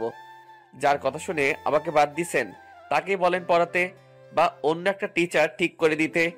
আর কোনো কথা বলার সুযোগ না দিয়ে কলটা কেটে দিলাম। ফকিন্নি কোনো কিছু না জেনে সেদিন আমাকে নিষেধ করেছিলি, এখন আবার কল দিয়ে ন্যাকামো করতেছে। সেদিন বিকালে আর বাসা থেকে বের হইনি। পরের দিন কলেজে গেলাম, সবাই মিলে ক্লাসে গেলাম। ক্লাসে খেয়াল করলাম তন্নি আমার পাশের টেবিলে বসছে। আমি সানিকে আমার জায়গায় দিয়ে অন্য টেবিলে গিয়ে বসলাম। ক্লাস শেষ করে ক্যান্টিনের দিকে যাচ্ছি, এমন সময় তন্নি পিছন থেকে ডাক দিল, ওই দাঁড়া। আমি দাঁড়িয়ে গেলাম। আজকে না জানি আবার কি করে। ভয় শুনে তো মনে হচ্ছে রেগে আছে। তোর এত ভাব কিসের? মানে? কচি খোকা মানে বোঝো না তাই না? এই আমার সাথে ফ্রেন্ডশিপ করতে তোর সমস্যা কোথায়? সমস্যা আছে বলেই তো করছি না। কি সমস্যা আমাকে বল। তুই জানিস কত ছেলে আমার পেছনে ঘুরে? আমি পাত্তা দিই না। তো আমি কি করব? তোর কিচ্ছু করতে হবে না, তুই শুধু বল ফ্রেন্ডশিপ করতে তোর সমস্যা কোথায়। আপনার যখন এত ফ্রেন্ডশিপ করার ইচ্ছা তো অন্যদের সাথে গিয়ে করেন। আমার মধ্যে কি পাইছেন? তোরে ভালোবাসি তাই। কিছু বললেন? তোর জন্য ওই ফকিন্নি গুলাও তো আমার সাথে কথা বলছে না। আচ্ছা, আমি বলে দিব ওদের যাতে আপনার সাথে কথা বলে। তোর এত দালালি করতে হবে না, বল তোর সমস্যা কি? ধুর, এই ফালতুর সাথে কথা না বলাই বেটার হবে। আমি কোনো কথা না বলে ক্যান্টিনে চলে গেলাম। ওখানে গিয়ে দেখি ফারিয়া একা বসে আছে। কিরে তুই একা কেন? ওরা কই? জানি না। তোর কি মন খারাপ? আরে না। মিথ্যা বলিস কেন? কি হয়েছে বল। দোস্ত, তোকে একটা কথা বলবো, তুই প্লিজ কাউকে বলিস না। আচ্ছা ঠিক আছে বল। আমার একটা ছেলের সাথে রিলেশন আছে। বাহ, এ তো খুশির খবর। তুই এতদিন বলিসনি কেন? বলিনি, অনেক সমস্যা ছিল তাই। আচ্ছা বুঝলাম, এখন মন খারাপ কেন? ফয়সালের বিয়ে ঠিক হয়ে গেছে অন্য একটা মেয়ের সাথে। আমি ওরা ছাড়া থাকতে পারবো না। আরে থাম থাম, এখানে অনেক লোক কান্নার দরকার নেই। এখন বল ছেলেটা কি তোকে সত্যি সত্যি ভালোবাসে? তো ছেলেটাকে বল তোকে নিয়ে পালিয়ে যেতে। আরে এতদিন ছেলেটার কথা বলিসনি কেন? ছেলেটা কে? তন্নির মামাতো ভাই। আমাদের নবীন বরণের দিন সে কলেজে আসে। আমাকে সেদিন প্রথম দেখেছিল, অনেকদিন আমার পিছে পিছে ঘুরেছে, তারপর প্রপোজ করে। আমিও ওর অনেক খবর নিলাম, তারপর রাজি হয়ে গেলাম। এত ছেলে থাকতে তন্নির মামাতো ভাই? তো আমাদের বলিসনি কেন? তোর সাথে তন্নি যা করলো, তখন যদি আমি ওর মামাতো ভাইয়ের কথা বলি, তোরা সবাই আমাকে রিয়াক্ট করতি। তাই তাহলে এখন বললি কেন? আর কোনো উপায় নেই। তার মানে আমরা তোর উপকারের বন্ধু, রিয়েল বন্ধু না? না দোস্ত, আমি সেটা মিন করিনি। এখন কিছু একটা কর, আমি ওরে ছাড়া থাকতে পারবো না। আচ্ছা সানি আইমান সাদিয়া আসুক, দেখি কি করা যায়। এমন সময় পিছন থেকে কেউ একজন কাঁধের উপর একটা থাপ্পড় দেয়। পিছনে তাকাতেই দেখি সানি। কিরে দুজনে আড্ডা দিচ্ছিস, অথচ একটুও বললি না? আরে না, মাত্র আসলাম। ফারিয়াকে তোর কথা জিজ্ঞেস করাই, সে বলল তুই নাকি ওয়াশরুমে গেছিস। আইমান আর সাদিয়া কই? আসছে, একটু সময় লাগবে। তোদের সাথে কিছু ইম্পর্টেন্ট কথা আছে। বল, কি কথা? না, ওরাও আসুক, তারপর না হয় বলবো। আচ্ছা, এখন কিছু অর্ডার দে, ক্ষুধা লাগছে। ওকে, কি খাবি? তারপর আমরা তিনজন বসে বসে আড্ডা দিচ্ছিলাম। একটু পর আইমান আর সাদিয়া আসলো। কিরে, কোথায় গেছিলি তোরা? সরি দোস্ত, একটু বাইরে গেছিলাম। আচ্ছা বস এখানে। এবার বল, কি বলবি? ফারিয়া রিলেশনের কথা বলে দিলাম। কি? তোর রিলেশন আছে, অথচ আমাদের বলিসনি? আমি এবার পুরো বিষয়টা বুঝিয়ে বলি। তো এখন কি করবি? জানি না, তোরা কিছু একটা কর। আচ্ছা টেনশন নিস না, আমরা আছি। তুই কি ফয়সালকে এখন বিয়ে করতে পারবি? আমার তো সমস্যা নাই, কিন্তু বাসায় কি বলবো? আরে দূর, বাসায় কেন বলবি? জাস্ট কোর্ট ম্যারেজ করবি, যাতে ফয়সাল অন্য কোথাও বিয়ে করতে না পারে। কিন্তু ওর তো বিয়ে ঠিক হয়ে আছে। ও তোকে বিয়ে করলো তো, আর ওর বিয়ে অন্য কারোর সাথে হবে না। কোর্ট ম্যারেজ তো যে কোনো সময় করা যাবে, বাট আগে ফয়সালের বিয়েটা ভাঙতে হবে। তাহলে একটা কাজ করলে কেমন হয়? কি? বিয়ের দিন রাতে ফয়সালকে নিয়ে তুই পালিয়ে যাবি, আমরা ফয়সালকে বাসা থেকে তুলে নিয়ে আসবো। শালা মাথা মোটা ফয়সাল কি মেয়ে যে আমরা ওরে বাসা থেকে তুলে নিয়ে আসবো? অন্য কোনো উপায় বের করতে হবে। আচ্ছা দোস্ত, আর কোনো উপায় নেই? জুয়েল, কিছু বলিস না কেন? অন্য কোনো উপায় তোর জানা আছে? দোস্ত প্লিজ, থাকলে বল না। একটা উপায় আছে। কি? তাড়াতাড়ি বল। তন্নি। মানে? তন্নি কি করবে? তন্নি পারবে। কিভাবে? ফয়সাল তন্নির মামাতো ভাই, সো তন্নি যদি ওর মামাকে বলে তাহলে হয়তো বিয়েটা অফ হয়ে যাবে। অ্যান্ড আরো একটা উপায় আছে। কি সেটা? যে মেয়েটার সাথে ওর বিয়ে ঠিক হয়েছে তাকে ফয়সাল আর ফারিয়ার রিলেশনের কথাগুলো বললে হয়তো সে নিজেই বিয়ে বন্ধ করে দিবে। এখন কি করবি? এই বিয়ে করবে আগামী সপ্তাহে। ফয়সালকে কল দে আর মেয়েটার পুরো ডিটেলস জেনে নে, আর মেয়েটার নাম্বারও নিয়ে নে। এখন কল দিব? না, বিয়ের পরে দিস। ফকিন্নি, তাড়াতাড়ি কল দে। ফারিয়া কল দিল। তারপর অনেকক্ষণ কথা বলে মেয়েটার পুরো ডিটেলস নিল, আর নাম্বার ও বাসার অ্যাড্রেস নিল। সব নিয়েছিস? ওরে কল দিয়ে জিজ্ঞেস কর কোথায় আছে, তারপর আমরা সেখানে গিয়ে ওর সাথে কথা বলবো। ওকে, যদি জিজ্ঞেস করে আমি কে, তখন কি বলবো? বলবি তুই ফয়সালের কাজিন, এখন ওর সাথে দেখা করতে যাচ্ছিস। আচ্ছা ঠিক আছে। এরপর ফারিয়া মেয়েটাকে কল দিল, কয়েকবার কল দিল, কিন্তু কল রিসিভ করতেছে না। কল তো ধরতেছে না। আচ্ছা ঠিক আছে, তুই রাতে কল দিয়ে দেখা করতে বলবি, সকালে আমরা সবাই যাব। তারপর মেয়েটাকে সবকিছু বুঝিয়ে বলবো। যদি এটাতে কাজ না হয়? তাহলে তোর দিকে দিয়েই করতে হবে, আর কোনো অপশন নেই। আচ্ছা বাদ দে, দোয়া কর যাতে মেয়েটাই বিয়ে বন্ধ করে দেয়। ওকে চল তাহলে। এই ফারিয়া, তুই কথা বলে সবকিছু ঠিকঠাক কর। ওকে।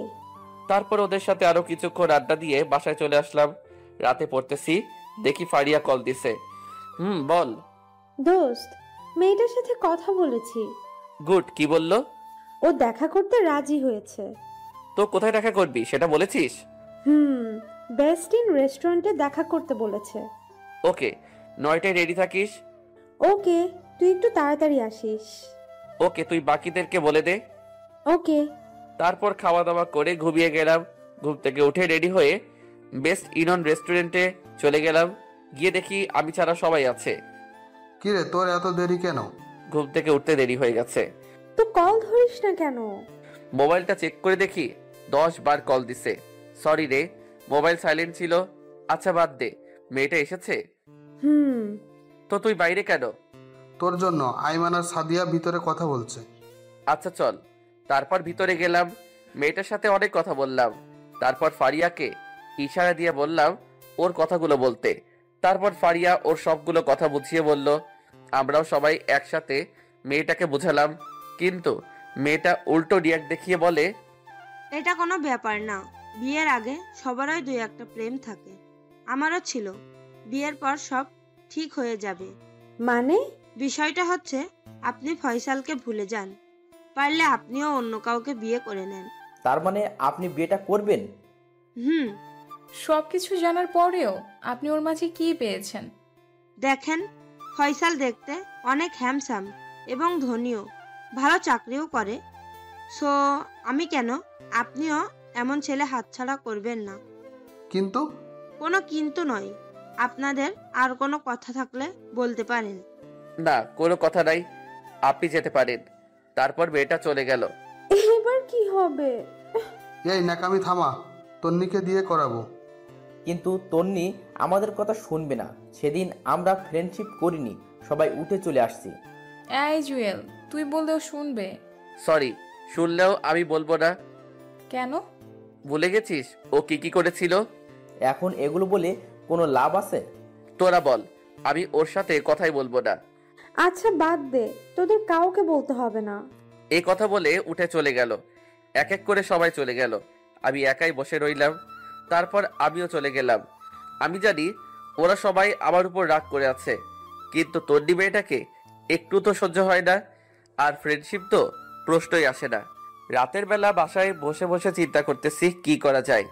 মোবাইল নিয়ে এফবি লগ ইন করলাম।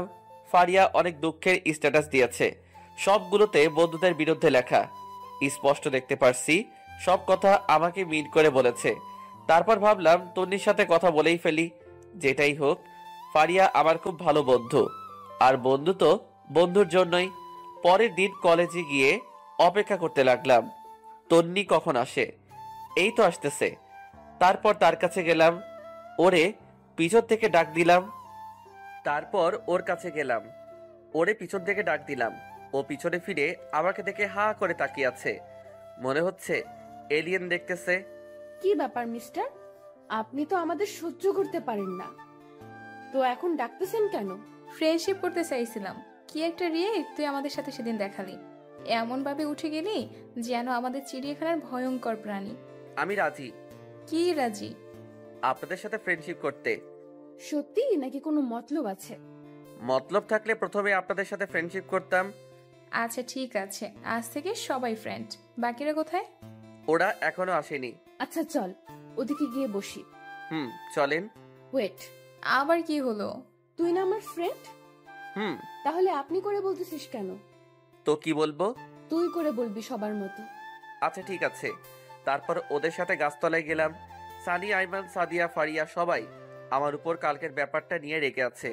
সেজন্য সকাল থেকে কেউই কল দেয়নি, কলেজেও আসতেছে না। কি রে, তোর কি মন খারাপ? না, ঠিক আছি। আমি শুধু বসে আছি, তন্নি কখন একা হবে আর কখন আমি ওরে কথাগুলো বলবো। একটু পর লিজা বলল, এই তোরা থাক, আমি গেলাম। তোর আবার কি হলো? বাবা আজকে তাড়াতাড়ি যেতে বলেছে।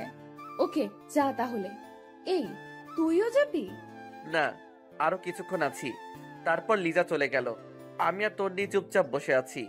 ওর সাথে যে এইভাবে বসবো কখনো কল্পনাও করিনি। যেখানে সে আমাকে দেখলেই হুমকি দিত, আর সেখানে আমার সাথে বসে আড্ডা দিচ্ছে। বাস্তবতা কি থেকে কি হয় বোঝাই মুশকিল। আবার চুপ থাকা দেখে বলল, কি রে, চুপচাপ বসে থাকবি নাকি কিছু বলবি? আপনার সাথে, সরি, তোর সাথে একটা কথা ছিল। তো বল, চুপ করে আছিস কেন? আমি এবার ফারিয়া আর তন্নির মামাতো ভাই ফয়সালের রিলেশনের কথা বললাম, এবং এর আগে যা যা হয়েছে সবকিছু বললাম, এবং ওর মামাকে কি কি বলতে হবে সেটাও বলে দিলাম। আচ্ছা, এই তাহলে আসল কথা? তুই সে কারণে ফ্রেন্ডশিপ করেছিস? আমি ঠিকই সন্দেহ করেছিলাম তোর ভেতর কোনো একটা ঘাপলা আছে। যেই ছেলে আমাকে এক সেকেন্ডও সহ্য করতে পারে না, আর সেই নিজে থেকে এসে ফ্রেন্ডশিপ করছে, আমি প্রথমেই বুঝেছি। এই না, আমি এটার জন্য ফ্রেন্ডশিপ করিনি। তো কেন করলি? আগে করিসনি কেন? আসলে আমি ভাবছি কিছুদিন পর সব পরিস্থিতি ঠান্ডা হয়ে গেলে ফ্রেন্ডশিপ করব। আর যতই হোক আমরা সেম ক্লাসে পড়ি, ফ্রেন্ডশিপ রাখা দরকার। বুঝলাম। তো এখন কি করতাম? যদি তোর মামাকে বলে বিয়েটা বন্ধ করে দিতি তাহলে ভালো হবে। হাতে সময় নাই, আর কয়েকদিন পরে বিয়ে। ওকে চল। কোথায়? কোথায় আবার? মামার বাসায়। ওকে চল। তারপর ক্যাম্পাস থেকে বের হয়ে একটা রিক্সা নিয়ে ওর মামার বাসার দিকে রওনা দিলাম। কলেজ থেকে একটু দূরেই ওর মামার বাসা। মেয়েটা যে এত কথা জানে, ওর সাথে বের না হলে জানতাম না। একটু পর ওর মামার বাসায় গেলাম। সে আমাকে সোফা রুম দেখিয়ে বসতে বলল, তারপর নিজে অন্যদিকে চলে গেল। আমি বসে বসে ভাবছি কাজটা হবে কিনা। তারপর তন্নি ওর মামাকে নিয়ে আমার কাছে আসলো। আমি সালাম দিলাম, বসে কিছুক্ষণ গল্প করলাম। তারপর তন্নি ফয়সালের বিয়ের ব্যাপারে বলে, কিন্তু ফয়সালের যে রিলেশন আছে সেটা বলেনি। তন্নি নিজে থেকে অনেকগুলো মিথ্যা কথা বলে প্রায় ওর মামাকে নিস্তব্ধ করে দিল।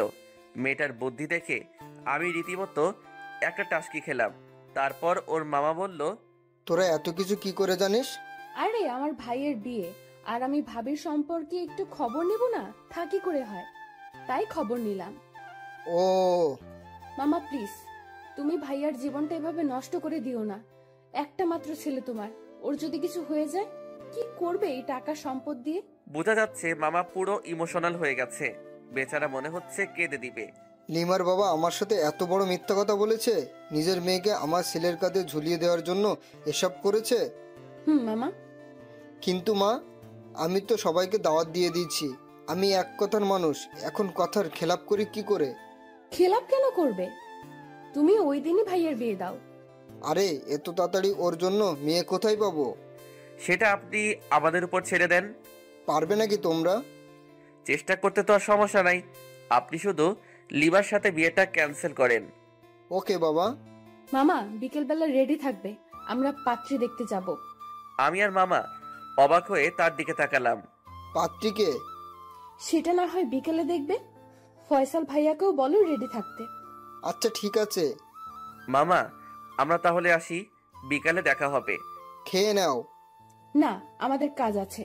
আচ্ছা ঠিক আছে, সাবধানে যাবি। এরপর বাসা থেকে বেরিয়ে আসলাম। কিরে কেমন দিলাম? পুরাই 100। আপনি একটা জিনিস বাইরি। দেখতে হবে না মেয়েটা কে? হইছে, আর ঢং করতে হবে না। আরো একটা কাজ করতে হবে। কি কাজ? ফারিয়াদের বাসায় বলতে হবে, না হলে ওরা জানবে কি করে। দাঁড়া, আমি ওর আম্মুকে কল দেই। আচ্ছা দে। কল দিলাম। হ্যালো, আসসালামু আলাইকুম আন্টি। ওয়ালাইকুম আসসালাম। কেমন আছো বাবা? এই তো আন্টি, আছি মোটামুটি। আপনি? আছি, আল্লাহই রাখছে। আন্টি ফারিয়া কোথায়? কলেজে আসেনি যে? জানি না বাবা, মেয়েটা কালকে থেকে কিচ্ছু খাচ্ছে না, দরজা বন্ধ করে ভিতরে বসে থাকে। আন্টি একটা কথা ছিল। বলো। আমি পুরো বিষয়টা বুঝিয়ে বললাম এবং এটাও বললাম বিকেল বেলা ওরা সবাই দেখতে আসবে। আন্টিও কেমন জানি একটু খুশি খুশি আছে। তাহলে এই ব্যাপার? আর দেখো, মেয়েটা আমাকে কিছু জানায়নি। আন্টি ফারিয়া ভয় জানায়নি। ভয়ের কি আছে? আমি তোর মা, ওর ভালো মন্দ তো আমাকেই দেখতে হবে। আমার আর ওর বাবারও প্রথমে প্রেম ছিল, তারপর বিয়ে। আন্টি আরেকটা কথা। বলো বাবা। আমি যে আপনাকে কথাগুলো বলেছি, ফারিয়াকে কিছু বলবেন না। আর ফয়সাল যে ওরে দেখতে আসছে সেটাও বলবেন না। কেন বাবা? ওরে একটা সারপ্রাইজ দিব। আচ্ছা ঠিক আছে। কল কেটে দিলাম। সব ঠিক আছে? তুই তাহলে যা, দুপুরে খেয়ে রেডি হয়ে দিস। দেখা কোথায় করবি? মানে ফারিয়াকে কোথায় দেখাবি? সিজলার রেস্টুরেন্টে দেখালে কেমন হয়? যেটা ভালো বুঝিস। আচ্ছা ঠিক আছে, এখন বাসায় যা।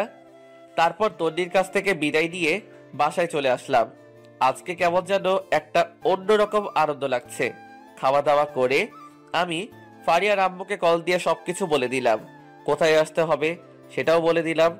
আরো বললাম সানি, আইমান আর সাদিয়াকে সাথে করে নিয়ে আসতে।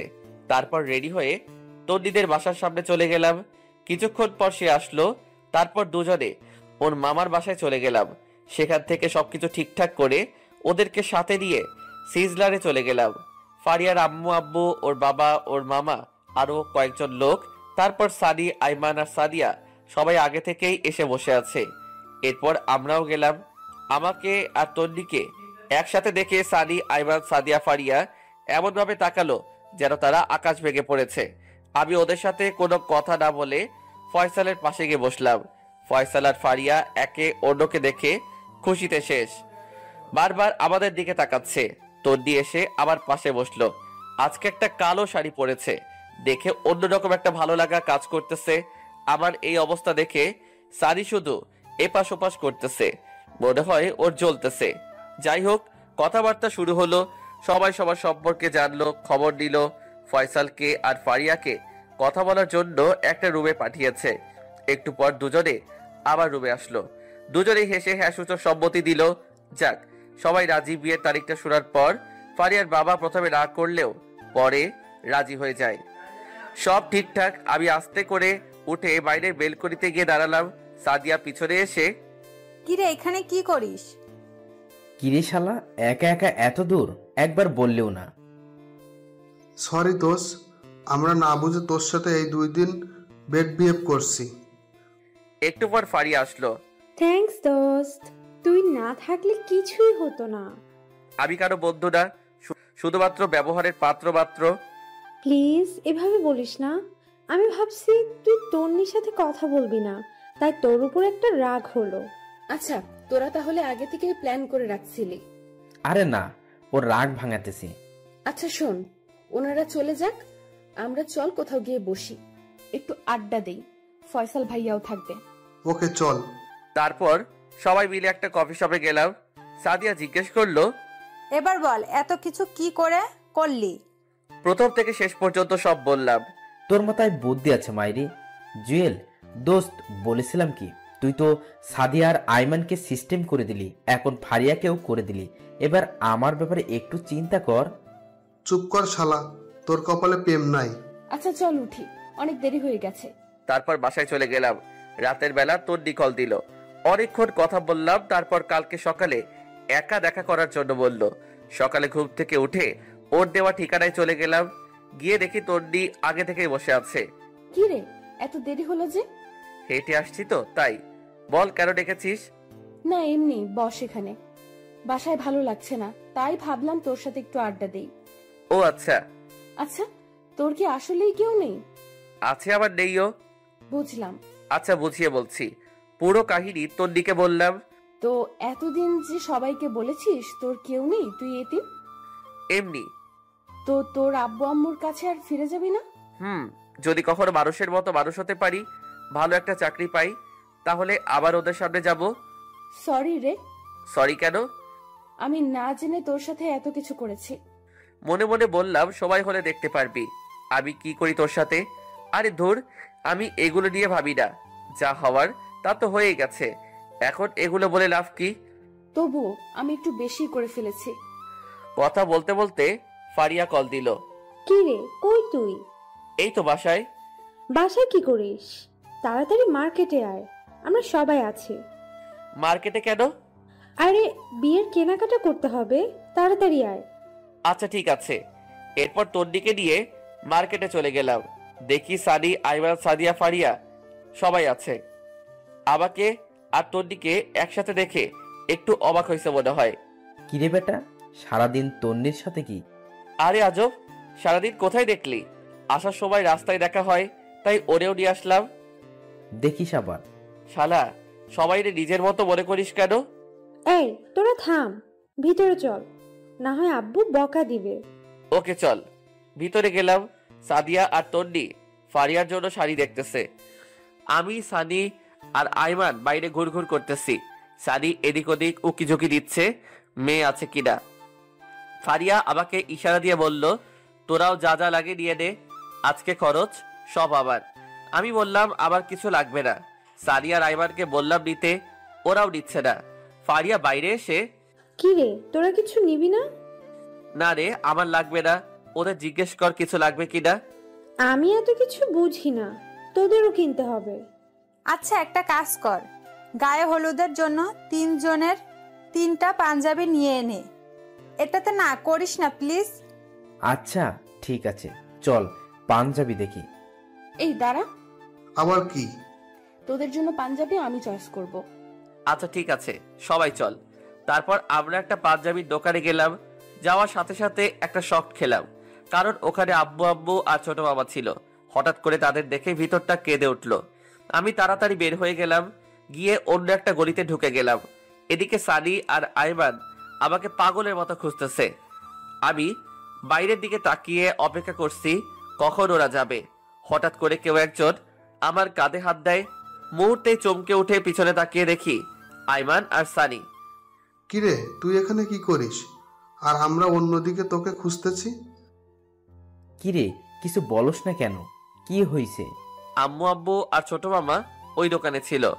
মানে আমরা যেখানে পাঞ্জাবি কিনতে গিয়েছিলাম সেখানে? তো দেখা কর। তুই পাগল নাকি? যেখানে আমাকে বাসা থেকে বের করে দিছে সেখানে আমি বুঝি ওদের সাথে দেখা করব? এতদিন সবকিছু ভুলে গেছে। তবুও আমি প্রতিষ্ঠিত হওয়া ছাড়া ওদের সামনে যাব না।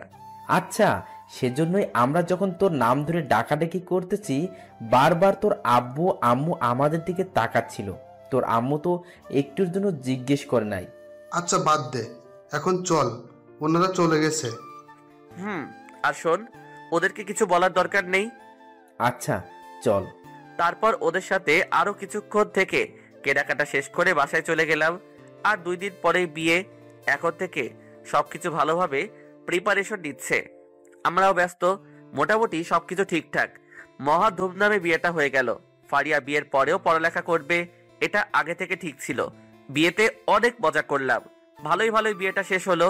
বিয়ের কয়েকদিন পর আবার সবাই কলেজে গেলাম, ক্লাস করলাম।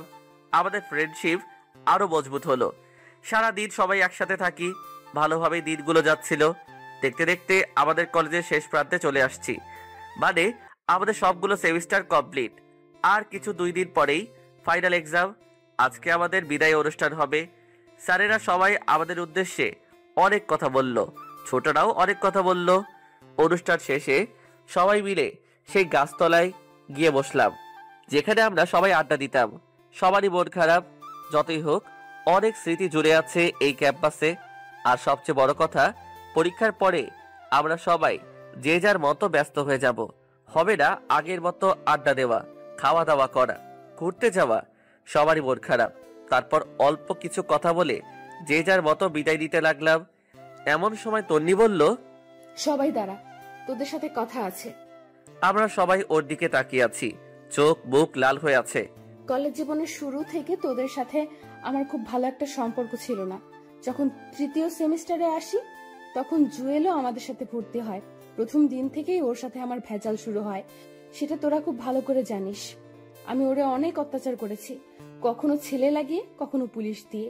শেষে যখন দেখলাম সে এখনো রাস্তায় রাস্তায় ঘুরতেছে, তখন সিদ্ধান্ত নিলাম যে করেই হোক ওরে এখান থেকে তাড়াতে হবে। সেদিন ওরে অনেক থ্রেট দিয়ে যখন আমি বাইক নিয়ে চলে যাচ্ছিলাম তখনই আমার অ্যাক্সিডেন্ট হয়। আর কিছু মনে নেই। যখন জ্ঞান আসে তখন শুনি ওই আমাকে বাঁচিয়েছে। তোরাও নাকি রক্ত দিয়েছিলি, তোদের প্রতি আমার সম্মানটা বেড়ে যায়। সেদিন হাসপাতালের বেডে শুয়ে ওয়াদা করেছিলাম আর কোনো দিন কোনো ছেলের সাথে বেয়াদবি করব না, পারলে উপকার করব। সেদিন থেকেই তোদের সাথে ফ্রেন্ডশিপটা হয়ে যায়। কিভাবে যে এতগুলো দিন চলে গেল আমি বুঝতেই পারিনি।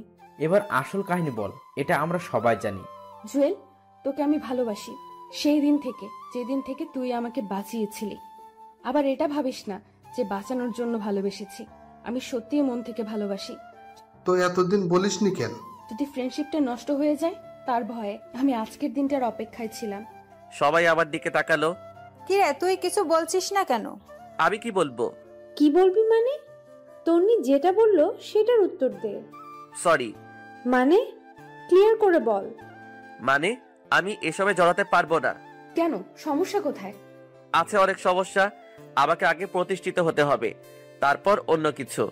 আর তন্নি জাস্ট আমার ফ্রেন্ড, অন্য কিছু আমি কখনো কল্পনা করিনি। তো সমস্যা কোথায়? দেখছিস না আমি আর আইমান একসাথে আছি। তোদের লাইফ আর আমার লাইফ এক না, সো আমার দ্বারা এগুলো হবে না। হবে, তুই চিন্তা করে দেখ।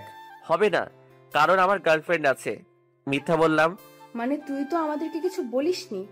বলার প্রয়োজন মনে করিনি তাই বলিনি। আমার গার্লফ্রেন্ড আগের কলেজে পড়ে। কিন্তু? কোনো কিন্তু না, যা বলার আমি বলে দিয়েছি। তোরা থাক, আমি গেলাম। তারপর আমি হাঁটা দিলাম।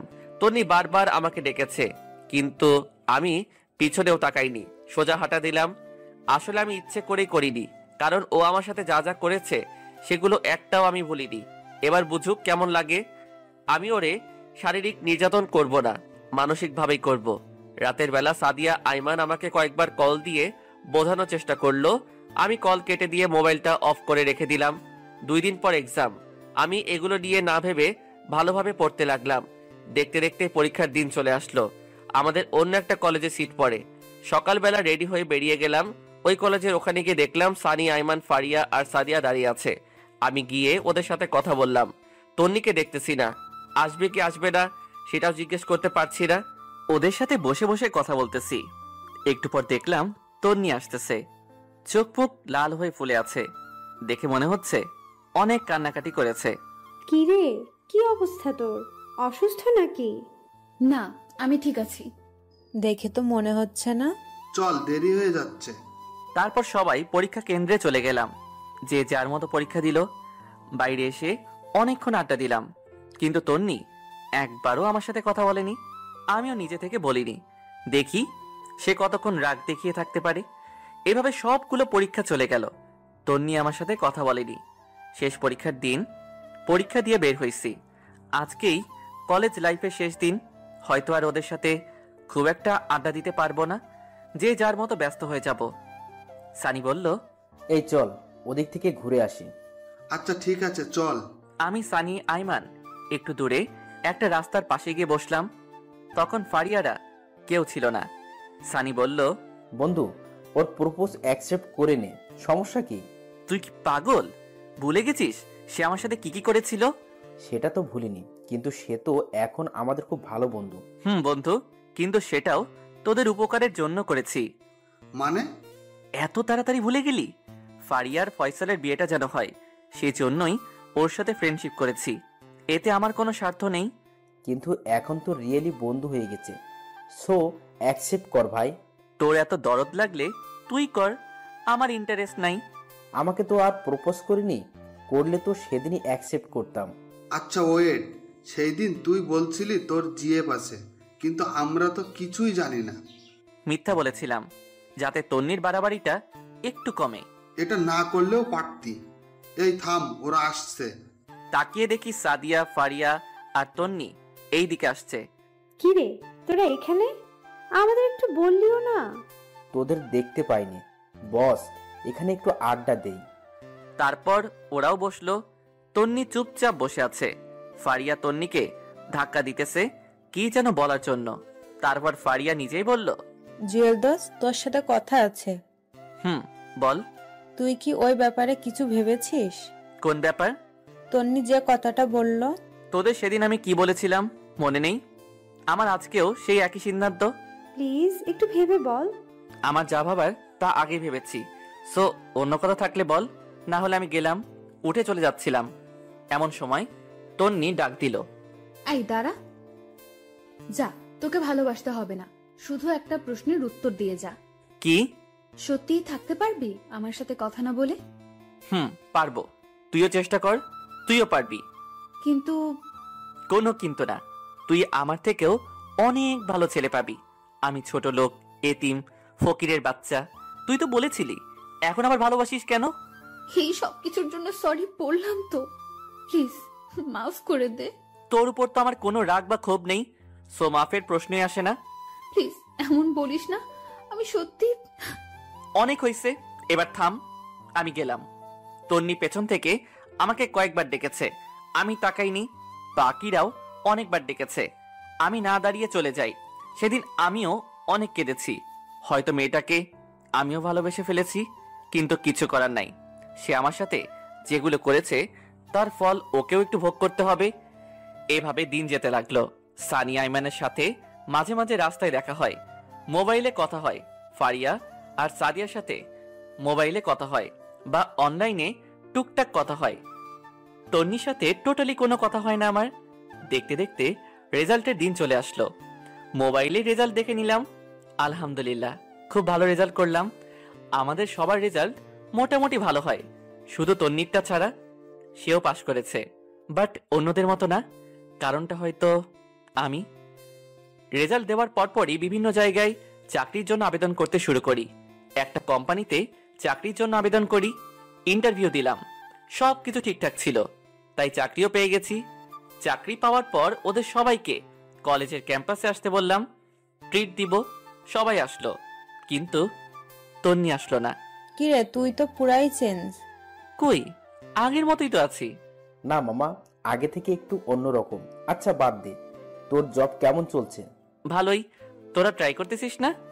না, আমি বাবার অফিসেই জব করব, সাথে আমার এই দুষ্ট বরটাকেও রাখবো। মামা, এই ভুল করিস না। সারা জীবন খোটা শুনবি যে তুই শ্বশুরের টাকা খাস। শালা কয়দিন পর ঘর জামাই করে নিয়ে যাবে, তখন কি করবি? ফারিয়া তো সেটেল। তোর জামাই কেমন আছে রে? আছে, ভালোই। এই তন্নির কি অবস্থা? তোদের সাথে কথা হয়? মাঝে মাঝে। তোর সাথে হয়? আরে না, হইলে কি আর তোদেরকে জিজ্ঞেস করি? তুই রাজি হলে কি এমন ক্ষতি হতো? ওইসব কথা বাদ দে, অনেক দিন আড্ডা দেই না।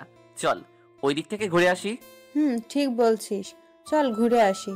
ওদের সাথে পুরো বিকাল আড্ডা দিলাম, সন্ধ্যায় বাসায় চলে গেলাম। এভাবেই দিন কাটতেছিল। ভালোই আছি। মাঝে মাঝে আম্মু আব্বুর কথা মনে ওঠে, ইচ্ছা করে তাদের কাছে ছুটে যাই। আজ সব আছে, টাকা সম্মান সবকিছু আছে, কিন্তু নেই বাবা মা। যত কিছুই করি দিন শেষে নিজেকে এতিমই মনে হয়। ইচ্ছে করছে এখনই ছুটে যাই, কোনো এক অজানা শক্তি ধরে রাখে, চাইলেও যেতে পারি না। কিছুদিন পর আমি আমার বস গাড়ি নিয়ে একটা দরকারে অন্য একটা জায়গায় যাচ্ছি। গাড়িতে বসে বসে কথা বলতেছি, এমন সময় ড্রাইভার অনেক জোরে ব্রেক চাপলো। সাথে সাথেই একটা ধাক্কা খেলাম। বাইরে তাকিয়ে দেখলাম কেউ একজন গাড়ির সাথে ধাক্কা খেয়ে পড়ে গেল। বস আমাকে বলল, জুয়েল দেখো তো বাইরে কি হয়েছে। আমি গাড়ি থেকে নেমে বাইরে গেলাম, দেখলাম একটা বৃদ্ধ লোক গাড়ির সাথে ধাক্কা খেয়ে পড়ে গেছে। আমি গিয়ে পেছন থেকে টান দিয়ে তুলতে তুলতে বললাম, সরি আঙ্কেল, ড্রাইভার ভুল করে লাগিয়ে দিয়েছে। আপনার লাগেনি? পুরোটা বলার আগেই আমি স্তব্ধ হয়ে গেলাম, কারণ লোকটা আর কেউই নয়, সেই হচ্ছে আমার বাবা। বাবাকে দেখে চোখ দিয়ে পানি ঝরতে শুরু করলো। বাবা আমার দিকে তাকিয়ে অবাক হয়ে আছে। অবাক হওয়ারই কথা, আমার বেশভূষা আগের মতো নেই। আগের জুয়েল আর এখনকার জুয়েলের মধ্যে অনেক তফাৎ চলে এসেছে। আব্বু তুমি? আব্বু আমাকে জড়িয়ে ধরে কান্না শুরু করে দেয়। আমারও অজর ধারায় চোখে পানি আসতে থাকে। কতক্ষণ বাবা জড়িয়ে ধরে দাঁড়িয়েছিলাম মনে নেই। পেছনে কারো হাতের স্পর্শ পেয়ে পেছনে তাকাই, দেখি আমার বস, তারও চোখ ভেজা। তোর মা হাসপাতালে? কি? মায়ের কি হয়েছে? বস বলল, এই জুয়েল, তাড়াতাড়ি গাড়িতে ওঠো, হাসপাতালে চলো। তারপর বাবা, আমি আর বস গাড়িতে উঠলাম। বাবা আমার হাত ধরে বাচ্চা ছেলেদের মতো কাঁদছে। একটু পর হাসপাতালে গেলাম, গিয়ে দেখি আম্মুকে স্যালাইন লাগিয়ে শুয়ে রেখেছে। কি হয়েছে আম্মুর? গত পরশুদিন স্ট্রোক করেছে। ডাক্তার কি বলেছে? ভালো হতে সময় লাগবে। পেছন থেকে বস বলল, আচ্ছা জুয়েল, আমার তো সময় কম, মিটিং এ দেরি হয়ে যাচ্ছে, তুমি থাকো, আমি গেলাম, পরে কি হয় আমাকে জানিও। স্যার, আমি না গেলে সমস্যা হবে না? না, আমি চালিয়ে নিব, তুমি মায়ের কাছে থাকো। ধন্যবাদ স্যার। বস চলে গেল। আমি আর বাবা হাসপাতালের বাইরে বসে আছি। আমারে মাফ করে দিস। মানে হঠাৎ এ কথা কেন বলছো? সেদিন তোকে বাসা থেকে বের হয়ে যেতে বলেছি, সেজন্য তুই বের হয়ে গেলি। একবারও ভাবলি না তুই ছাড়া আমাদের আর কেউ নেই? আব্বু, সেদিন তুমি পৃথিবীর সেরা কাজটি করেছো। সেদিন যদি তুমি আমাকে বের করে না দিতে, হয়তো আজকে আমি এই পর্যায়ে আসতাম না, একজন ভালো মানুষ হতাম না। বাস্তবতা কি জিনিস বুঝতাম না, তোমাদের ভালোবাসা কি জিনিস বুঝতাম না। জানিস, তুই চলে যাওয়ার পর তোর মা আর আমি তোকে কত খুঁজেছি। তোর জন্য তোর মা অসুস্থ হয়ে গেছে, দিন নেই রাত নেই, শুধু কান্নাকাটি করতো। আমিও তোমাদের অনেক মিস করেছি বাবা। বাবা আমাকে আবারও জড়িয়ে ধরে কান্না করতে লাগলো। কিছুক্ষণ পর একটা ডাক্তার বাইরে এসে বলল, আম্মুর জ্ঞান এসেছে, ভিতরে যেতে পারবো। আমি আর বাবা তাড়াতাড়ি ভিতরে গেলাম। এক অজানা আনন্দ বিরাজ করছে। কত বছর পর আম্মুকে দেখব। ভিতরে গেলাম। আম্মু আমাকে দেখে রীতিমতো অবাক হয়ে গেল। হওয়ারই কথা, আম্মু আমার দিকে নির্বাক হয়ে তাকিয়ে আছে। আম্মুকে দেখে আমার পুরো শরীরের লোম দাঁড়িয়ে গেল। কি থেকে কি হয়ে গেল। আম্মুর এই অবস্থা দেখে গাল বেয়ে পানি পড়তে লাগলো। আম্মুর কাছে যেতেই আমাকে ধরে কান্নাকাটি শুরু করে দিল। আমিও শক্ত করে ধরলাম। এখন কেমন আছো? তুই আসছিস? এখন আমি ভালো না থেকে পারি? বল, আর কোনোদিন ছেড়ে যাবি না তো? না গিয়ে কোনো উপায় আছে? আমার তো থাকার জায়গা নেই। বাবা আমার কাঁধে হাত রেখে বলে, প্লিজ বাবা, আমাকে আর লজ্জা দিস না, মাফ করে দে আমাকে। আরে কি বলো এসব? তুমি যেটা করেছো একদম ঠিক করেছো। তাহলে একথা বললি কেন? আজ থেকে বাইরে কোথাও থাকতে পারবি না, তোর ঘরে তুই থাকবি। মায়ের দিকে তাকিয়ে দেখি সে অসহায় দৃষ্টিতে আমার দিকে তাকিয়ে আছে, তাই আর না করিনি। তারপর আমি আব্বু আম্মু নিজেদের বাসায় চলে গেলাম। আম্মু আমার পুরনো জিনিসপত্র সবগুলো সেই আগের মতোই গুছিয়ে রেখেছে। বিকেলবেলা আমি আবার আগের বাসায় আসলাম, চলতি মাসের বেতন দিয়ে দিলাম। তারপর সবগুলো মালামাল বাসায় নিয়ে গেলাম। পরের দিন যথারীতি অফিসে চলে গেলাম। বসকে সবকিছু বললাম, তিনিও খুশি হলেন। বিকেলবেলা বাসায় গেলাম, দেখি আম্মু আমার রুমে বসে আছে। আমি যাওয়ার পর ফ্রেশ হলাম, তারপর আম্মুর সাথে বসে কথা বলতে শুরু করলাম। বাসা থেকে বের হয়ে যাওয়ার পর থেকে এখন পর্যন্ত যা যা হয়েছে সব বললাম। তন্নির কথাও বললাম। তুই আমাকে একটা সত্যি কথা বলবি? কি কথা? তুই কি তন্নিকে ভালোবাসিস? হয়তো, ওর জন্য সবসময় শূন্যতা অনুভব করি। কেন? ওর কি বিয়ে হয়েছে? মনে হয় না, হলে অন্তত পক্ষে একবার হলেও জানতে পারতাম। ওর বাসার ঠিকানা বা মোবাইল নাম্বার আছে? ওয়েট, তুমি এগুলো দিয়ে কি করবে? কিছু না। আচ্ছা শোন, তোর জন্য একটা মেয়ে দেখেছি। মানে? কথা নেই বার্তা নেই, হঠাৎ করে কিসের মেয়ে দেখছো? বাসায় সারাদিন আমি একা, আমারও তো কথা বলার মতো কাউকে দরকার নাকি? আর একটা নাতি নাতনি থাকলে তো কথাই নাই, পুরো বাসা সবসময় গরম থাকবে। লাগবে না গরমের, আমি এত তাড়াতাড়ি বিয়ে করতে পারবো না। তাহলে আমি মারা যাওয়ার পর করিস। দূর, এগুলো বলো কেন, ভাল লাগে না।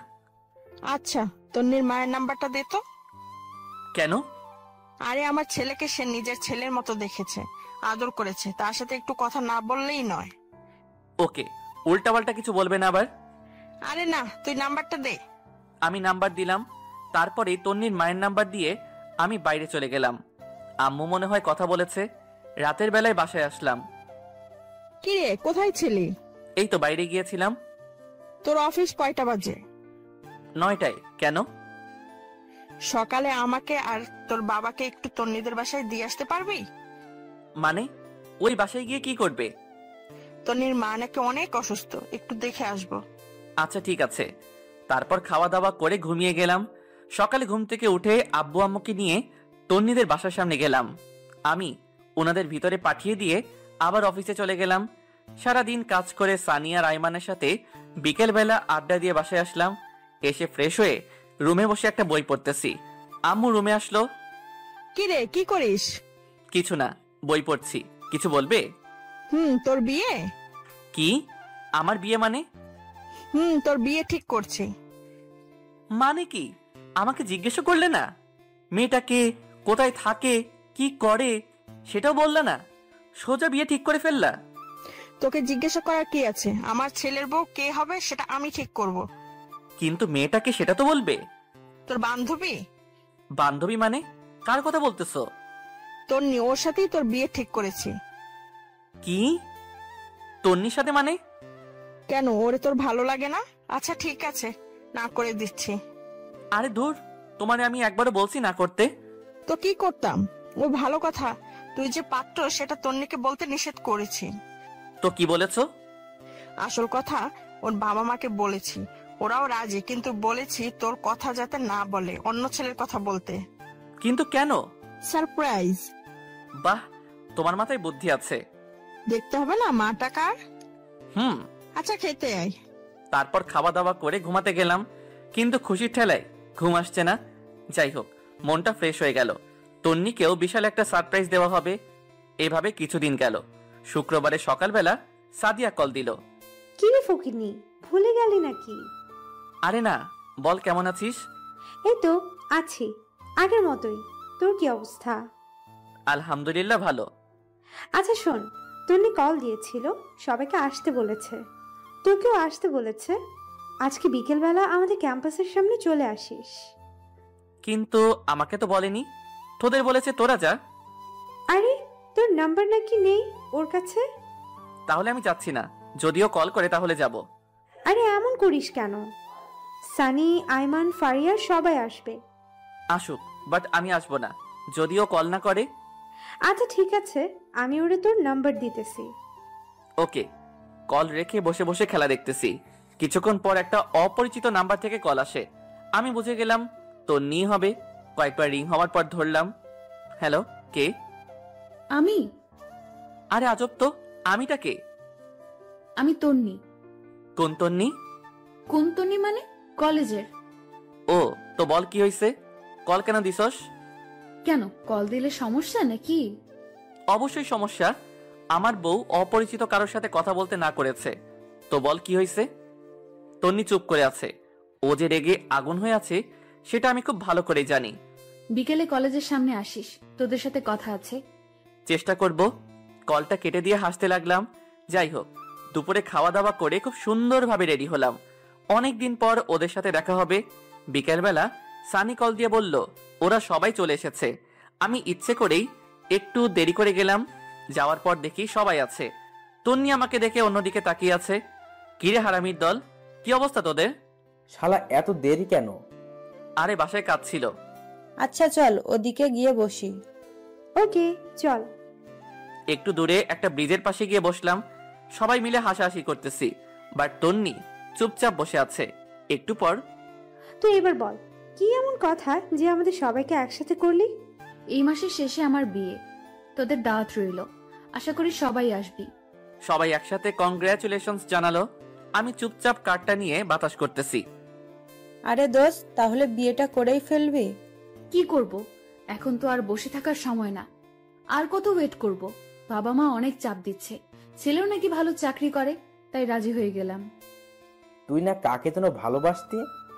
তোরে আমি বলেছি আমি কাউকে ভালোবাসি? না মানে হয়েছে, আর মানে মানে করিস না। এই তুই কখন করবি? কে? আমি? আমি তো করে ফেলেছি আরো আগে। সবাই আমার দিকে অবাক হয়ে তাকায়। আরে এত অবাক হওয়ার কিছু নাই, সত্যি করে ফেলছি। কই, আমাদেরকে তো বললি না? বলার প্রয়োজন মনে করিনি, তাই বলিনি। তুই এখনো আমাদের পর ভাবিস?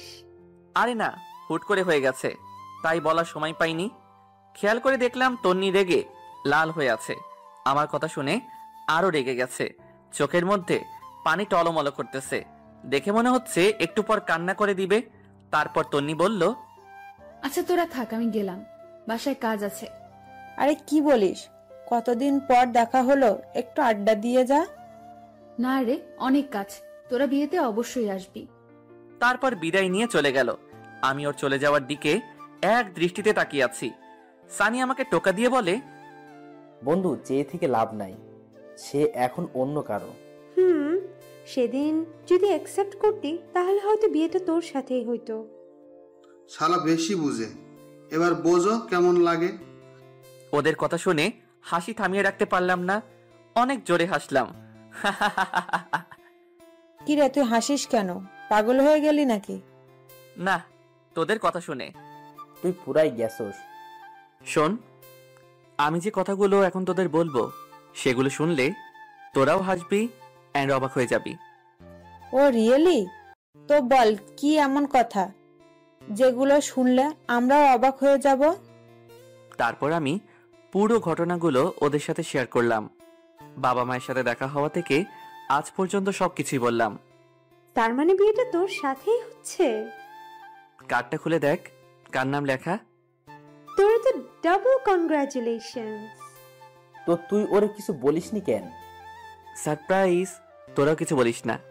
তুই এক জিনিস মাইরি। চল এখন ট্রিট দিবি। আচ্ছা ঠিক আছে চল। এই ওয়েট, তোর আবার কি হলো? তন্নি মনে হয় রাগের মাথায় বিয়েটা করছে। কেমনে বুঝলি? ও তো নিজেই বললো নিজে থেকে বিয়ে করছে। আরে পাগলের দল, কার সাথে সাথে বিয়ে হচ্ছে সেটাই তো জানে না, নামটাও দেখিনি। ঠিক বলেছিস, কেমন যেন শুকিয়ে গেছে। ওই হারামিরা, ওরে নিয়ে এত কথা বলিস কেন? জানিস না ও আমার হবু বউ? ওরে আমার ভালোবাসা রে, বেশি কথা বললে এখন তন্নিরে সব বলে দিব। আচ্ছা সরি, এখন কিছু বলিস না, সময় মতো সব বলিস। আচ্ছা ও তো এখন তোর বউ হবে, তবুও কেন কষ্ট দিচ্ছিস? কলেজের দিনগুলোর কথা ভুলে গেলি? এখনো এগুলো মাথায় নিয়ে ঘুরিস? না ঘুরে কোনো উপায় আছে?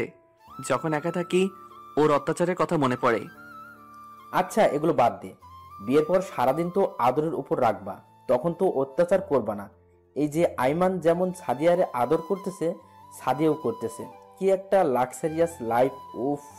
সবাই একসাথে সানিকে থাপড়ানো শুরু করলাম। হারামি, তুই কোনোদিন মানুষ হবি না। ওহ আচ্ছা, তুই তো ফয়সালকে আদর করতেছিস। শালার কি পুরা কপাল নিয়ে দুনিয়ায় আইসি কে জানে। তোর কপালে বউ নাই। এইভাবে অনেক মজা করলাম, আনন্দ করে রাতের বেলায় বাসায় চলে গেলাম। খুব ভালো একটা দিন কাটলো। দেখতে দেখতে বিয়ের তারিখ চলে আসলো। ফারিয়া আর সাদিয়া তন্নির সাথে শপিং করতে গেল। সানিয়া আর আইমান আমার সাথে। আমরা দূরে দূরে রয়েছি, যাতে ভুলেও তন্নি কিছু জানতে না পারে। শপিং শেষে বের হচ্ছি, এমন সময় গেটে তাকাতেই একটা টাস্কি খেলাম। দেখলাম তন্নিও বের হচ্ছে। আমি সানিয়া আর আইমানকে ইশারা দিয়ে লুকিয়ে যেতে বললাম। তারপর ওরা চলে যাওয়ার পর আমরা বের হলাম। বাসায় গেলাম, সবকিছু নতুন করে সাজাচ্ছে। আস্তে আস্তে বিয়ের পুরো প্রিপারেশন নেওয়া হচ্ছে। আব্বু আর আম্মু সবাইকে দাওয়াত দিয়ে আসলো। আমিও মোটামুটি ব্যস্ত। দেখতে দেখতে বিয়ের দিন খুব কাছে চলে আসলো। গায়ে হলুদের আগের দিন সানি, আইমান, সাদিয়া, ফারিয়াকে আমি কল দিয়ে দিঘির পাড়ে আসতে বললাম। বিকেলবেলা ওরা আসলো। কি রে, কি অবস্থা? এই তো মোটামুটি। তোরা কেমন আছিস? আমরা ভালো। আচ্ছা বল, কেন ডেকেছিস? আসলে কিভাবে কি করতে হবে তোরা যদি বলে দিতি তাহলে ভালো হতো। আমি তো এর আগে কখনো বিয়ে করিনি, তাই কোনো অভিজ্ঞতা নেই। তুই যেভাবে বলছিস মনে হয় আমাদের অনেক অভিজ্ঞতা আছে। আরে ধুর, সেটা না, এমনি বললাম। আচ্ছা শোন। অনেক উপদেশ দিল, একে একে সবাই অনেক পরামর্শ দিল।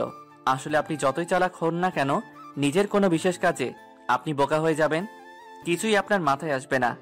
যাই হোক, ওদের সাথে আরো অনেক কথা বললাম। ফারিয়া বলল, আচ্ছা একটা জিনিস তো আমার মাথায় আসছে না। কি? কালকে তো তোদের দুজনের গায়ে হলুদ, তো আমরা দু জায়গায় কিভাবে থাকবো? সিম্পল, ছেলেদের বাসায় হলুদ অনেক রাত করে হয়। তোরা তন্নির গায়ে হলুদ দিয়ে আমার সাথে আমার বাসায় চলে আসবি। আমার সাথে মানে? তুইও যাবি নাকি? আমারেও তো দাওয়াত দিছে। হারামি, তুই একটা জিনিস মাইরি, তোর কাজ নেই। সবকিছু গুছিয়ে যাব। কিন্তু এই চুপ থাক, সবসময় কিন্তু কিন্তু করিস কেন? এই কুত্তা, আমি তোর সাথে কথা বলছি নাকি? আইমান, তোমার জানুকে নিষেধ করো, না হলে মাথার উপর তুলে আস্তে করে ছেড়ে দিব। এই হারামির দল, চুপ থাক, এমনিতে টেনশনে আছি। আচ্ছা কালকে কয়টায় যাবি? তুই আর সাদিয়া বিকেলে চলে যাবি, আমি, সানি আর আইমান রাতে যাব। আচ্ছা ঠিক আছে, এখন যাই তাহলে। ওকে যা, কালকে দেখা হবে।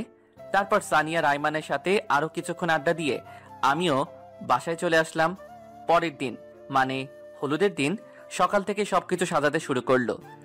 লাইটিং দেখে কেমন যেন একটা দোলা দোলা ভাব চলে আসলো। সারাদিন কাজ করতে করতে কখন যে সময় চলে গেল বুঝতেই পারিনি।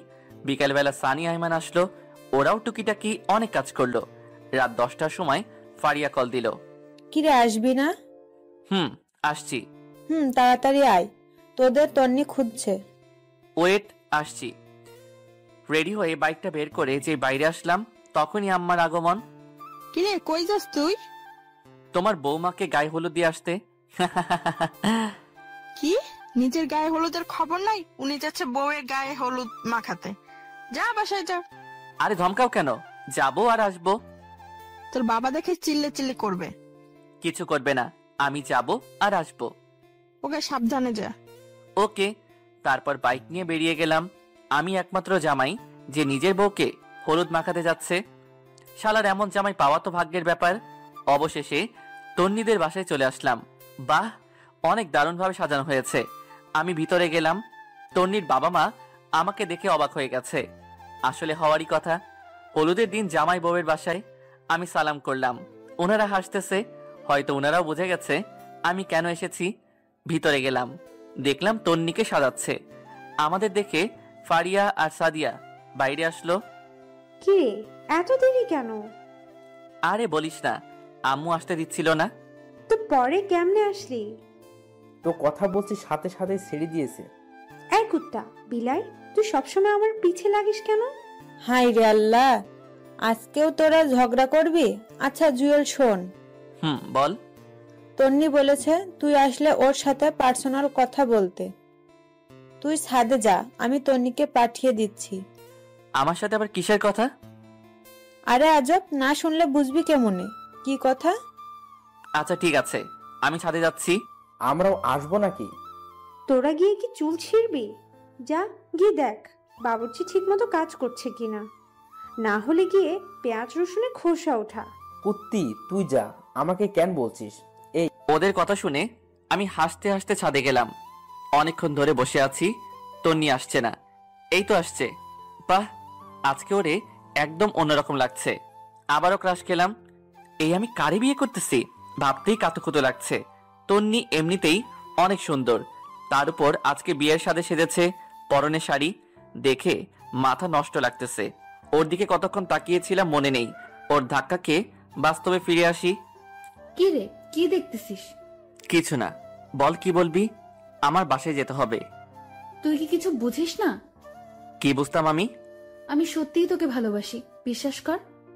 এখন এগুলো বলে লাভ নাই, কালকে তোর বিয়ে। চল আমরা এক্ষুনি পালিয়ে যাই। কি তুই পাগল নাকি? পাগল হয়ে গেছি। দেখ পাগলামি করিস না, লোকে দেখলে সমস্যা হবে। দেখুক, তাতে আমার কি? আমি সত্যিই তোকে ভালোবাসি, পারবো না আমি থাকতে। এই কথা বলে আমাকে জড়িয়ে ধরে। আমি তো পড়ে গেলাম মহা বিপদে। আমারও ভালো লাগতেছে ওর জড়িয়ে ধরা দেখে, কিন্তু একটু ভাব নিলাম, ওরে দূরে সরিয়ে দিলাম, কারণ কালকে থেকে তো সব সময় ধরে রাখতে পারবো। ভাব নিয়ে ওরে বললাম, তো লজ্জা করে না বিয়ের আগে অন্য একটা ছেলেকে? ছি, তোর কি বিশ্বাস হয় না? আরে ধুর, এগুলো কি বিশ্বাস করব? এগুলো হচ্ছে তোর ন্যাকামি। সো ন্যাকামি না করলে ভালো হবে। আমি নিচে যাচ্ছি, তুই এই চোখ মুখ ঠিক করে নিচে আয়। বাহ, ফকিন্নি আসলে আমাকে ভালোবাসে। এবার বুঝো জুয়েল কি জিনিস। অনেক তো জ্বালাইছিলা আমারে, দেখো এখন কেমন লাগে। আমি নিচে চলে গেলাম। সানিয়া রাইমান ইশারায় আমাকে জিজ্ঞেস করলো কি বলেছে। আমি পরে বলবো বলে ইশারা দিলাম। একটু পর তন্নিও চলে আসলো। গায়ে হলুদ দেওয়া শুরু হলো। ওরে আরো রাগানোর জন্য আমি সবার আগে স্টেজে উঠলাম। উঠেই অনেকগুলো হলুদ নিয়ে ওর মুখে মাখিয়ে দিলাম। রেগে পুরো লাল হয়ে গেছে। এদিকে সানিয়া রাইমান তালি দেওয়া শুরু করলো। ওদের দেখে অন্যরাও দেওয়া শুরু করলো। তারপর মিষ্টি খাইয়ে দিয়ে কিছু ছবি তুলে আমি চলে আসলাম। তন্নির চোখে স্পর্শ পানি দেখতে পেলাম। তারপর সানিয়া, আইমান, সাদিয়া, ফারিয়া সবাই লাগালো। আমি ওদের বললাম তাড়াতাড়ি রেডি হতে। আচ্ছা তন্নিকে বলে যাই। মাথা খারাপ? ওরে বললে যেতে দিবে না। যদি আমাদের খোঁজে? খুঁজবে না, সবাই হলুদ লাগাতে লাগাতে 4টা বাজবে, তারপর ঘুমিয়ে যাবে। তন্নি ভাববে আমরাও ঘুমিয়ে গেছি। এখন তাড়াতাড়ি চল, আব্বা কল দিচ্ছে। আমরা কেমনে যাব? বাইরে সিএনজি আছে, আমি, তুই আর ফারিয়া সিএনজিতে যাব, সানিয়া জুয়েল বাইকে যাবে। ওকে চল। তারপর আমাদের বাসায় চলে আসলাম। বাবা অনেকগুলো ঝাড়ি দিল, সেগুলো হজম করে আমি গিয়ে রেডি হয়ে স্টেজে গিয়ে বসলাম। তারপর শুরু হলো আমার উপর তৃতীয় বিশ্বযুদ্ধ। একে একে সবাই গায়ে হলুদ দিল, ফটোশুট, এটা সেটা করতে করতে 5টা বেজে গেল। তাড়াতাড়ি গিয়ে ঘুমিয়ে গেলাম। 11টায় ঘুম থেকে উঠলাম। উঠে গোসল করে প্যান্ট শার্ট পরে রেডি হয়ে গেলাম। আম্মা এসে বলল, কিরে পাঞ্জাবির শেরওয়ানি না গায়ে দিয়ে এটা কি দিলি? আরে ওগুলো গাড়িতে থাকবে, ওগুলো গায়ে দিয়ে তন্নিদের বাসায় গেলে সে সব বুঝে যাবে। তোমরা সবাই চলে আসবে, শেরওয়ানি গাড়িতে থাকবে। আমরা গেলাম। এটা কেমন কথা?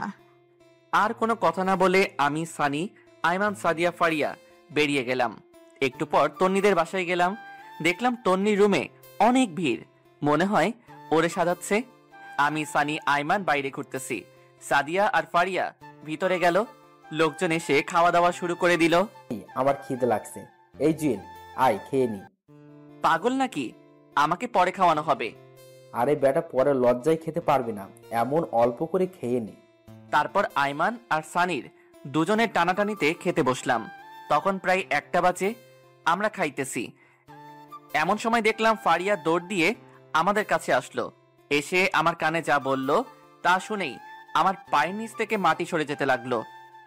ফারিয়া বলল, তন্নি নাকি সুইসাইড করেছে, অনেকগুলো মেডিসিন একসাথে খেয়ে ফেলেছে। ভাতের প্লেট রেখে দৌড় দিলাম। ও রুমে গিয়ে দেখি অনেক মানুষ, ভিড় ঠেলে ভিতরে গেলাম। তাড়াতাড়ি ওরে কোলে নিয়ে হাসপাতালে নিয়ে গিয়ে ইমার্জেন্সিতে পাঠিয়ে দিলাম। চোখ দিয়ে পানি ঝরতে লাগলো। ওরে সারপ্রাইজ দিতে গিয়ে নিজে যে এত বড় সারপ্রাইজ পেয়ে যাব কখনো কল্পনাই করিনি। সানি, আইমান, ফারিয়া, সাদিয়া সবাই আছে। তন্নির আম্মুও অজ্ঞান হয়ে গেছে। একটু পর ভিতর থেকে একটা ডাক্তার আসলো।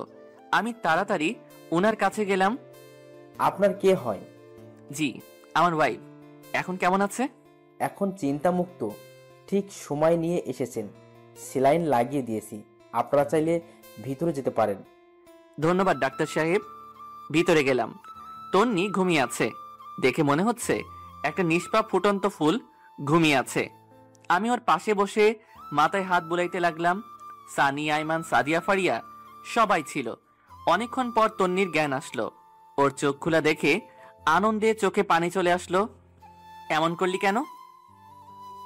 তুই জানিস তোর কিছু হয়ে গেলে আমি নিজেও ঠিক থাকতাম না। বাঁচাইলি কেন আমারে? আমি তো তোর কেউ না। আমার জামাইরে বল আসতে। আরে হারামি, ওই তোর জামাই। মানে ওর সাথে তোর বিয়ে ঠিক হয়েছিল। কি বলছিস এসব? সত্যি বলছে। তুই একবারও বিয়ের কার্ডটা দেখেছিস? সেখানে তোর আর কার নাম লেখা? তোর কথার আগামাথা আমি কিছুই বুঝতেছি না। তারপর পুরো ঘটনাটা বললাম। তো আমাকে কিছু বলিসনি কেন? সারপ্রাইজ দিতে চেয়েছিলাম। যা হারামি, থাক তুই তোর সারপ্রাইজ নিয়ে। এখানে আসলি কেন? তোদের সাথে কথা নাই। আরে পাগলি, রাগ করিস কেন? জুয়েল, তুই অনেক বড় মাপের হারামি রে। সেটা জেনেও তো প্রেমে পড়ে গেছিস। সত্যি, তোরে ছাড়া থাক